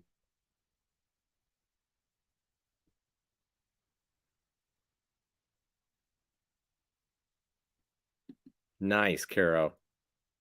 When does deer hunting start for you guys?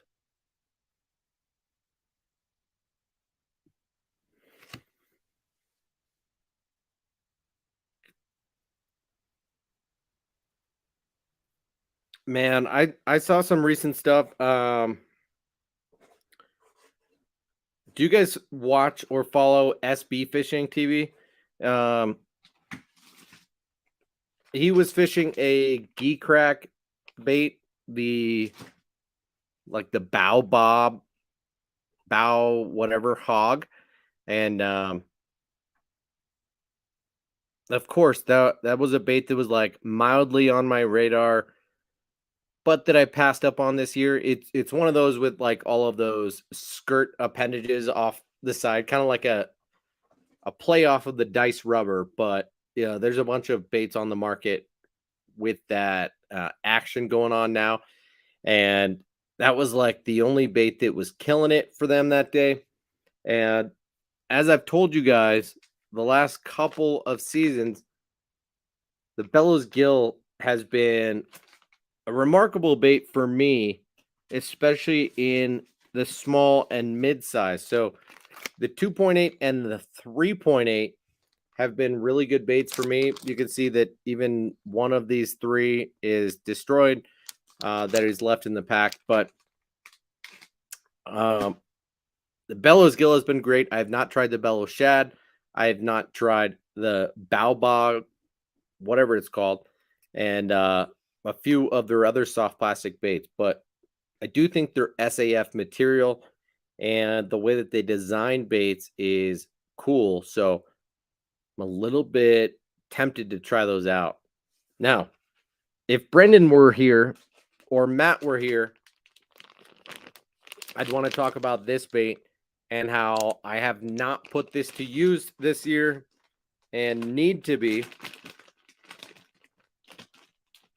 Even now is the time of year to be throwing a fluke style bait. When the fish are feeding up, when the fish are chewing and chasing and things like that, a fluke, especially one that has like an erratic style action, can absolutely be the deal. And I picked these baits up for this situation, for the fall, for the spring. I'm sad to see that I, in the same box, the 4-inch cover scat in green pumpkin. You can see I haven't even ripped this one. I bought these this spring thinking I was going to throw it a lot this year. I had some that were left over in other colors. And in other sizes.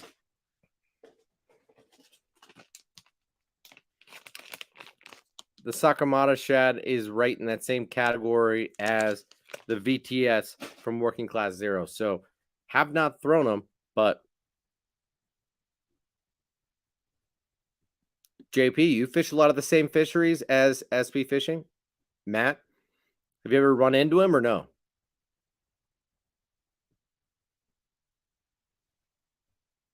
I believe you, dude. The Bellows Craw is awesome too, but not very durable. That's exactly what I would have thought. Um, and has more or less been my experience with the bellows gill. Although if you use a screw lock, you can usually get a few fish per bait. So I will say, if you're using a standard EWG hook, you're going to run through baits like it's crazy. But there's something about the scent and the profile and action all combined that is just like, in this day and age, kind of mind blowing. Dustin, that is awesome. I'm not entirely surprised to hear that, but that is super cool. Tom, as I just said, I have not tried the Bellows Shad, but I figure it's going to be very similar to the Bellows Gill, just maybe a little bit more friendly to fishing on the back of something as a trailer. So I don't foresee myself using it any differently than a Bellows Gill for the most part. And therefore, I'm less likely to purchase it than I would other Geek Crack style baits. So yeah, I definitely like the brand and am curious to try some of their other baits.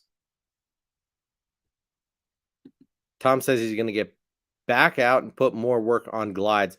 Yeah, so like I mentioned at the beginning of this stream, the other day I fished the Spro KGB Chad Shad for like the second or third time this season. And I got to say, it is so different than like what you get out of, you know, a depths slide swimmer. You know, a slide swimmer definitely has more of a sweet spot of where it wants to be fished. There are not going to be a ton of different types of retrieves of how you go about throwing a slide swimmer. And it's more of like a medium speed retrieve, maybe bordering on slow to medium. And the Chad Shad, I find 3 style retrieves I like well enough. One is a pretty damn slow retrieve, and that's like a standard glide where it's going side to side. And it doesn't go super wide. It's probably 12 to 18 inches at most, right? But it's almost painfully slow. Like if the bait's way out there and you can't see it, it's hard to get it just right. But once it's within distance where you can see the bait, and they tend to have sight tracers on the top of the bait. If you fish that thing slow, it stays high in the water column and has a really interesting, lazy, I don't want to say wide glide, but decent glide. And then if you fish it fast, it has a good swim to it on a fast, steady retrieve. But as most of us have probably heard by now, the way that bait is meant to be fished is on more of a chop style retrieve where you're actually twitching the bait and reeling up the slack. So twitch, twitch, twitch, twitch, maybe a little bit slower, maybe a little bit faster. And the thing's just going to kind of walk in place. It's not going to cover a ton of water. It is going to just walk subsurface as like a walking bait. So it's not like a glide, but it's just going to kind of turn on itself. And I like it, but don't love it. You know, I think there's probably going to be a narrower window of time where that chop style glide is more effective. And, you know, who am I to say? Because I didn't get bit on it yesterday, but seeing the way that it was fishing, I could see myself getting bit better on either the slow or the fast retrieve, more so than the chop at this time of year. And I'm a little bit ahead of you guys in terms of water temps, right? Like I'm a month away from being iced over. And so we're kind of in the middle of fall here. Like it's not at all a transition. This is the middle or end of fall. And the fish aren't eating like crazy. So Yeah, I'm thinking either the slow or the fast retrieve is probably the deal. And yeah, Tom, I am aware of that. Um, Alton Jones Jr. has been like their main spokesperson. He's been their guy for a period of time. And I would consider him the face of Geek Rack so far.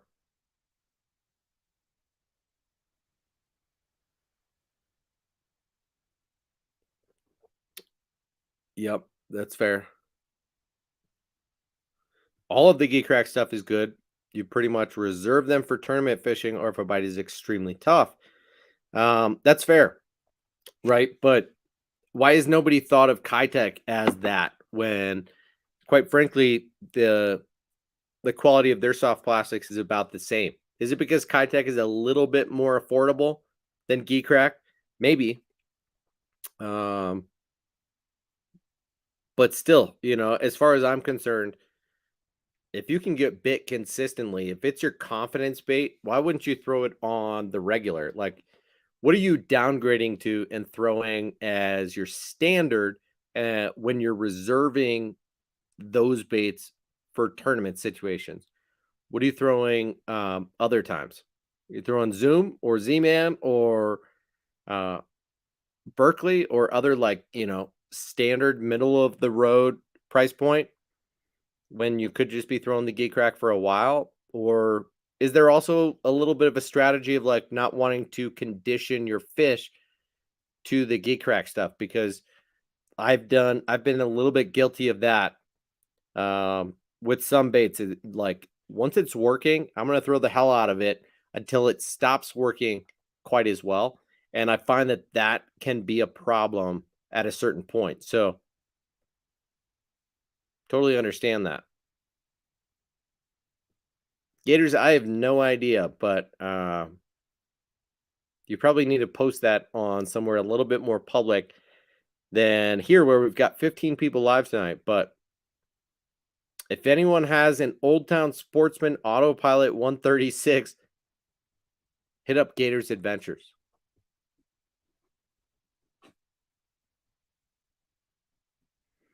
JP, that's an interesting take on that.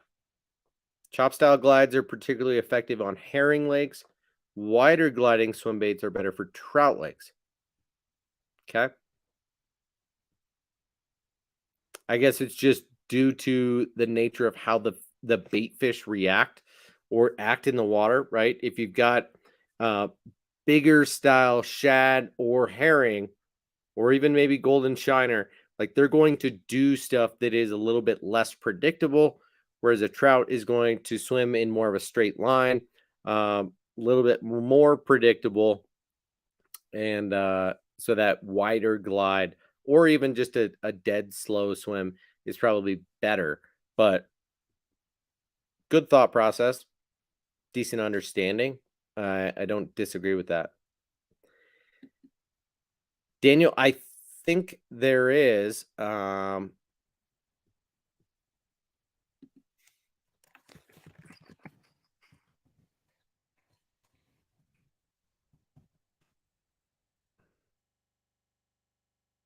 I could be wrong.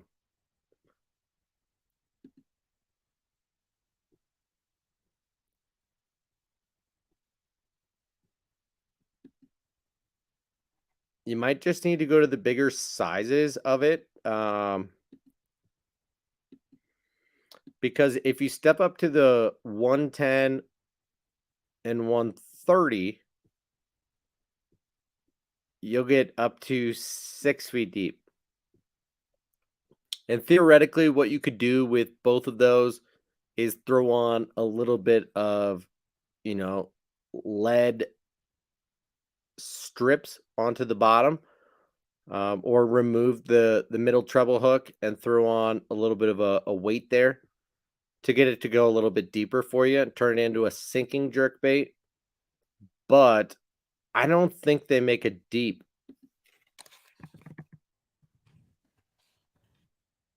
Let's take a look. If we look hardcore minnow,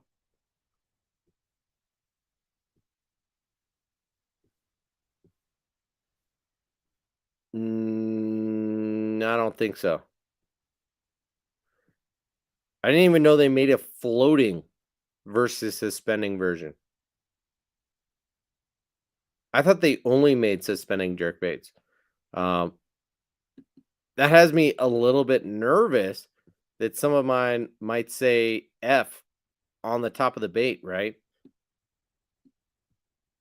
Now, I don't mind a floating jerkbait necessarily, but I didn't know that they made floating and suspending. Now, the suspending versions of the smaller baits don't go as deep. We're talking 3 to 4 feet on the 70 and the 95, where we said up to 6 feet, 5 to 7 feet deep on that 110 and 130. That's on the floating. The suspending, I think, said 6 feet, right? So keep that in mind. Maybe you want to try the 110 or the 130, depending. I mean, you've got some big fish where you're at, dude. So keep that in mind. But you might need to weigh it down just a little bit.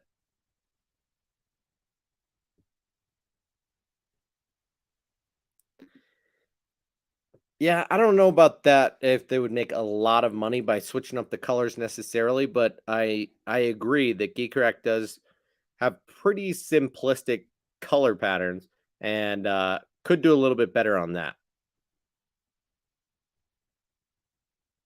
Yeah, well, Bass Pro Shops does a remarkable job at making some copycat baits and also innovating a little bit their own. So, um, yeah, I'll say the Bass Pro Shops XPS brand of baits, I like to try out from time to time. You guys noticed last week that I picked up this bait. This is kind of like a well, you tell me. What do you think this bait compares to most in terms of profile? Is this most like a paca craw or most like something else? It's got pretty flat appendages, right? So as far as I'm concerned, it looks most like a paca craw, but it could be a little bit more like some other chunk style bait. But from a color standpoint, I mean, this is Strike King Chameleon, which I am all about. A little bit of PB&J on one side and mix that with some blue swirl and watermelon red on the other. And I'm sold. I just gave half a pack of the Rage Bugs in the Chameleon color to a kid I met yesterday at the lake, as well as, I don't know, a couple packs of some other baits.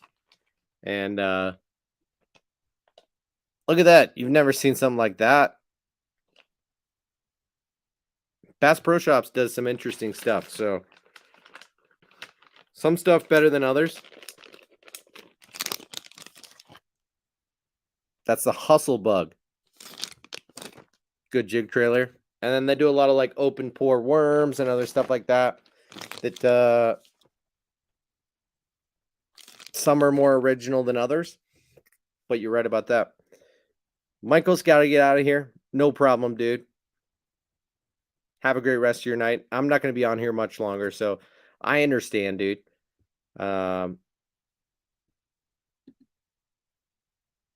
You're right, and that's why I brought up that point. The Kitech is cheaper than Geekrack. You like missile baits for a lower price point? Yeah, I do too. Although what do you throw? If you're wanting, I mean, there's nothing quite like what Geekrack is putting out, though, right? I mean, from missile baits, what are you throwing? A baby D-bomb, a D-bomb, or are you branching out and throwing like a quiver, something like that? They have more traditional baits. Geekrack has less traditional baits, so yeah, a little tricky, but Jackal and Megabass, kind of the same thing when you're considering price point. Yeah, Geekrack fits right in there. You know, it's like JDM soft plastics, right? What can you do? No, Daniel, I don't think they have a deeper diving. I think Yozuri does, but Dual Hardcore does not. And it's possible that they do, that they just sell elsewhere, but I haven't heard of them. And I know that you like to go a little bit deeper yourself. So,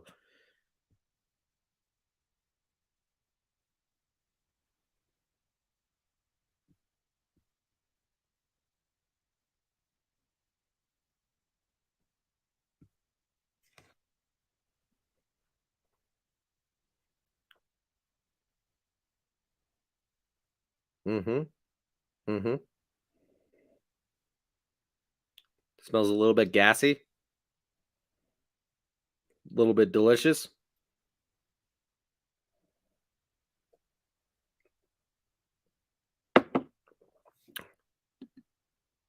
Yep. D-bomb and baby D-bomb. I hear you. Yamamoto also not durable, but perhaps a little bit cheaper than what you get out of Geek Crack. So I'm with you there.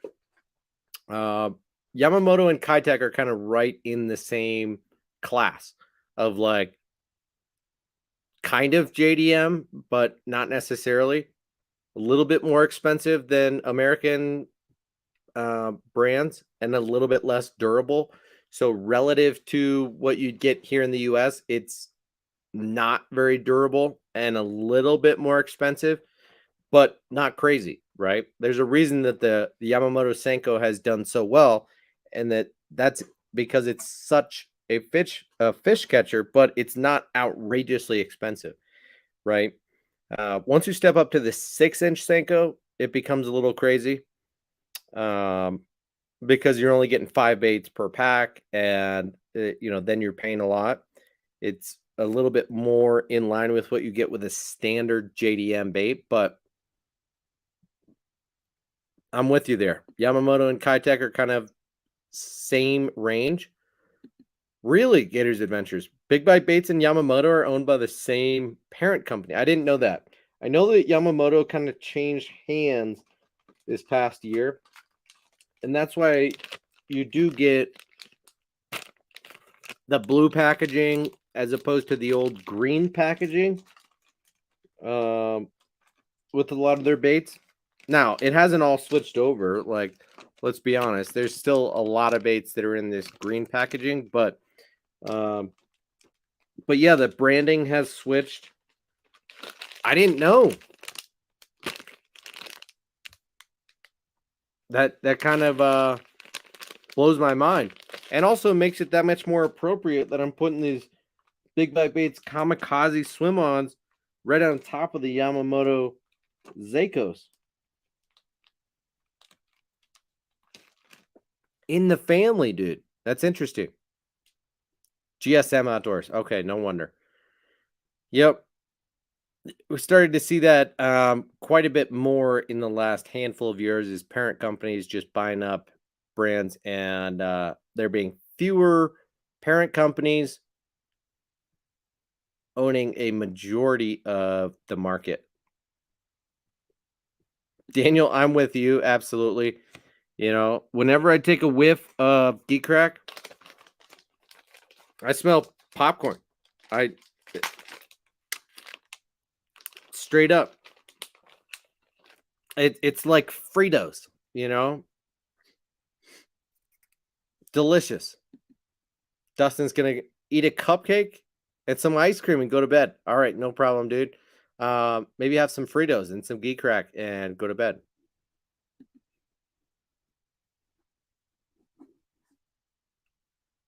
Yeah, Geek Crack is banging. And it's confusing to me when people call it geek crap and like just think that it's not the deal, um, because it is really effective. Great stuff. Popcorn and Mountain Dew, Gators. My man, who doesn't love to do the do? I'm with you on that.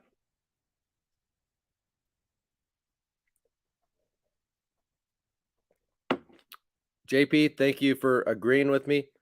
I think it's a little bit more like Fritos than than like popcorn, but it's definitely somewhere in between there.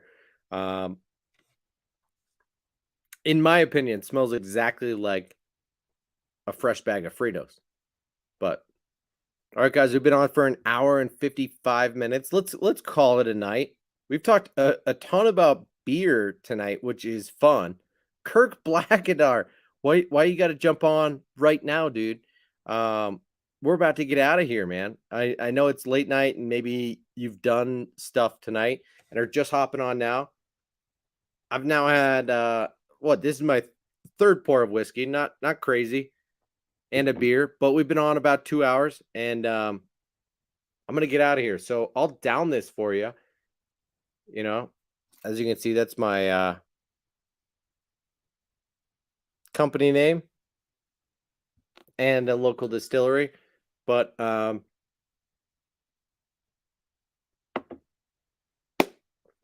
that's gonna do it for tonight's live stream. Thank you so much for hanging out. Kirk, thank you for stopping by, even if it was an inconvenient time.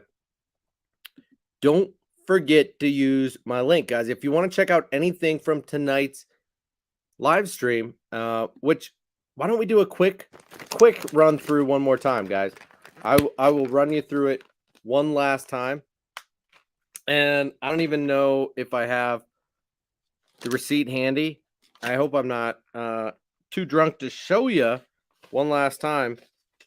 I don't know where everything went, but let's try and remember. We've got the saltwater coal shads from Berkeley Power Bait.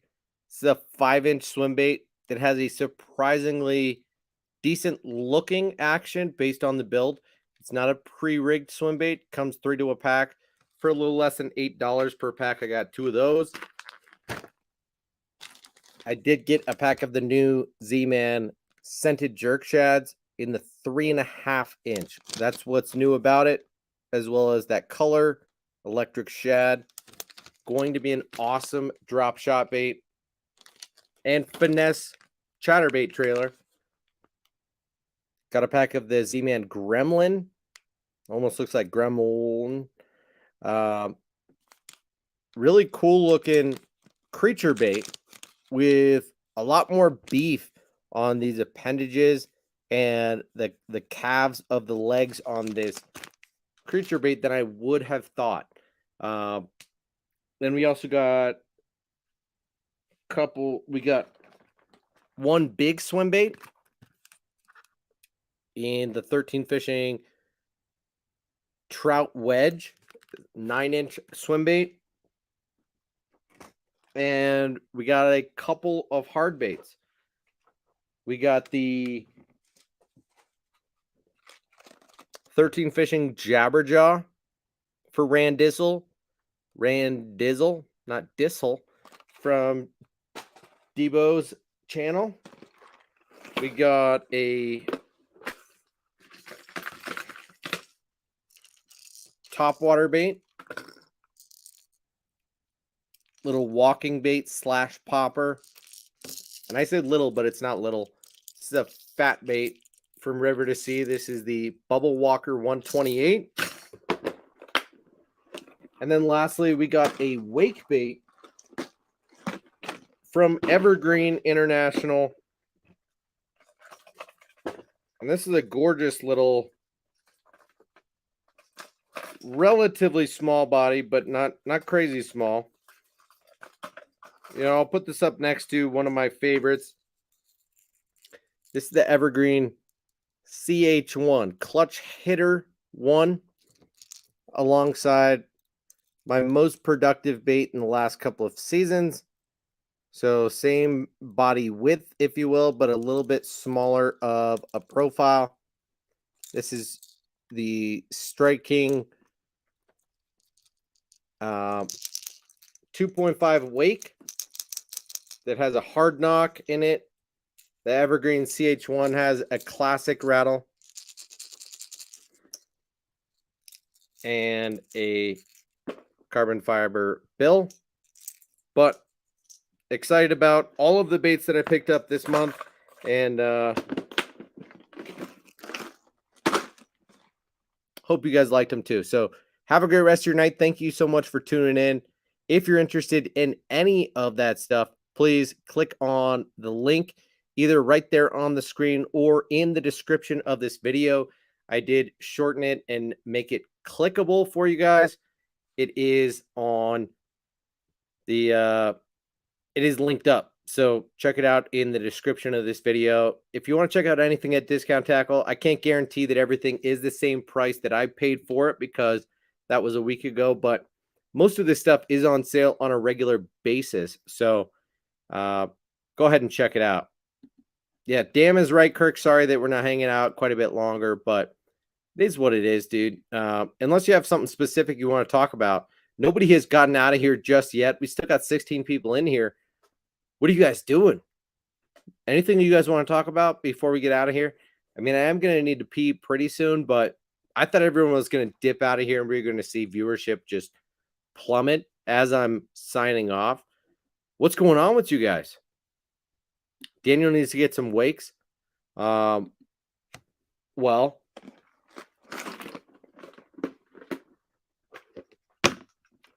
I'll show you like 4 or 5 of my favorite wake baits.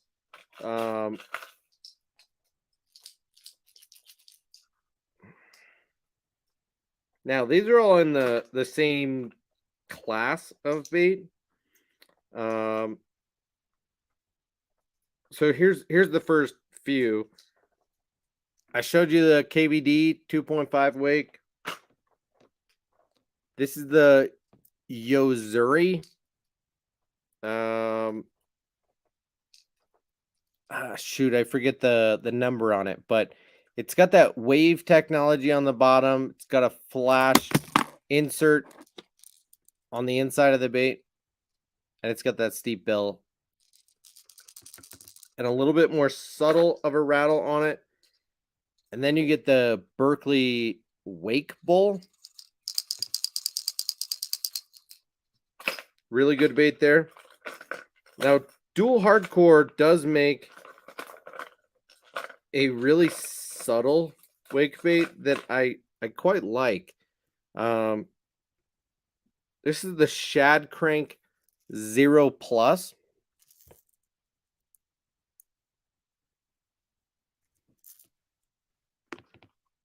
It's a little bit more of a shad profile, a smaller bait than the rest. High pitch rattle and smaller bait. It's definitely lighter. But then if you're going with a jointed bait,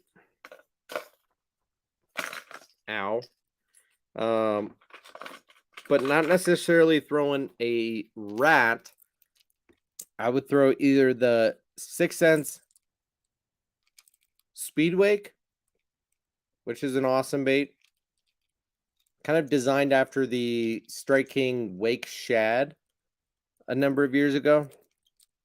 Really good bait.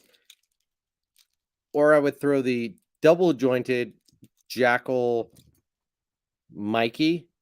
And I think these days you can really only find the Mikey Jr. They used to make a Mikey and a Mikey Senior. And the Mikey Jr. is the most accessible these days. It's about the same size as the 6 Sense. And they're both great baits if you're looking for that jointed style wake bait. But I don't throw a super wide variety of wake baits these days, but that evergreen clutch header is going to work its way into my arsenal for sure. So, Daniel, you're here tonight, back from the dead. Oh, man. Tom, good night, although you're probably still here. Kirk, that 13 trout looks fun. Yeah, no, it will be. And I've got one that I'm going to give away soon. So do stay posted. / make sure that you are in here in the next couple of Saturdays, because It's going to be given away soon. And every Saturday, probably from now on until the end of the year, there's going to be some decent giveaways on a regular basis. And that's going to force my hand to get out the stuff that I've promised people this past year in terms of what I would give them. There are only a few giveaways that like I legit gave away that I haven't, sent out. And there's no real reason other than just not having time to get out to the post office, not having it packaged and addressed. But just know that giveaways are coming regularly and soon. So yeah, the 6 cent Speedway is legit. It tracks true. It sounds good. It's a good bait. You should consider getting one or two. Or we could do a trade, dude. Hit me up on the side and I'll send you one or two. Because I think I've got a few, maybe like 3 of them. Yeah, I don't know. There's 2 sitting in this box, but I think I've got another one that's elsewhere right now. But if you don't feel like buying one and you want me to hook you up, I'll trade you. Megabass ORC. Yeah, I've heard good things about it for sure. It's been on and off my radar. I just haven't pulled the trigger on it. So I hear you. I'm with you, JP. But I haven't tried it. Uh-oh, guys. We're going deeper into the bottle. Obviously, we're not pouring. This is not even halfway to what I poured in the first little sip of this bottle, but I think it's because I know better than to go heavy. And because this stream's not going to go much longer. We're 2 hours and 7, almost 8 minutes in. Yeah, and that definitely factors in a little bit, right? Like, I think most of the wake baits that I just showed you are in that, like, $10-ish range. The Strike King is probably $8. The other ones are in that, like, $10 to $15 range. So, Megabass being $20 is not the cheapest option, but if it's a good wake bait and it gets the job done, by all means, I will probably try it at some point. So, dang, guys, I did not expect that all of a sudden my urge to take a pee would kick in. And given that it's this late into the stream, I am not likely to go up and pee and come back down here and hang out. If it were an hour and 20 minutes into the stream, I would do that. I need to stop saying the word stream because otherwise I'm going to start streaming in my pants. How do we still have 16 people in here? What are you guys doing tonight? There's only a handful of you guys actually contributing in the chat. I feel like I need to just start like winging some of these baits that are open or unopened in packages. Start throwing them over toward the giveaway pile. You know what I mean? Stuff that like I've bought but haven't thrown. Uh-oh. River to Sea Rover. That's an awesome bait. Also in the 128 size. I got that just a month or 2 ago. This is the Ghost Minnow color. And it's a wicked. Uh-oh. Giveaway? Take it easy. Now, some of these are like out of the package and stuff. This is the Ozuri walking bait. Got stuff like this all over my desk right now. And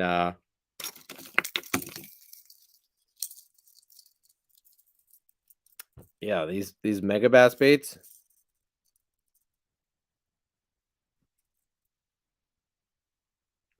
The Vision 95. All these Megabass BFS baits. Oh, Daniel. There's your rhythm wag, dude. I don't think I really drop shotted this much this year. Is this a dual density soft plastic or is it not? I think this is the 3.5, not the 4.5. And given what you said, I probably need to suck it up, get it together. Like Jackal soft plastics are not that expensive and they're quality, right? So it's a decent length of the tail. Get a lot of taper on there. Good action from the bait. I probably need to give that more of a legit shot than I have, but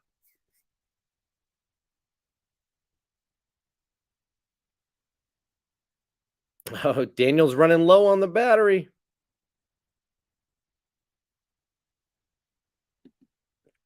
Good to know, but at the same time, you know, that's more than nothing. Well, Bruce, thanks for staying half asleep, dude. I'll get out of here in just a second. We've been on just lingering for longer than I thought we would be, but you're the same as Bruce. You should be going to sleep, but you're not. You're just chilling. What am I doing to keep you guys in the game? I have no idea, right? The Prism Shad in the Jackal color is so good. Is this one it? Yeah, dude. The Prism Shad, it's like their version of Electric Shad. Even a cooler name than Electric Shad. They've got Prism Shad. Look at that. Brown back, pearlish belly with all of that color to it. The Prism Shad is the deal. Now, this is the 5.8 Rhythm Wag or Rhythm Wave. And it has a little bit less kick than the saltwater coal shad that we were talking about tonight. So a little bit more of like a cold water type of swim bait or a swim jig trailer. But the Rhythm Wave is a really good swim bait.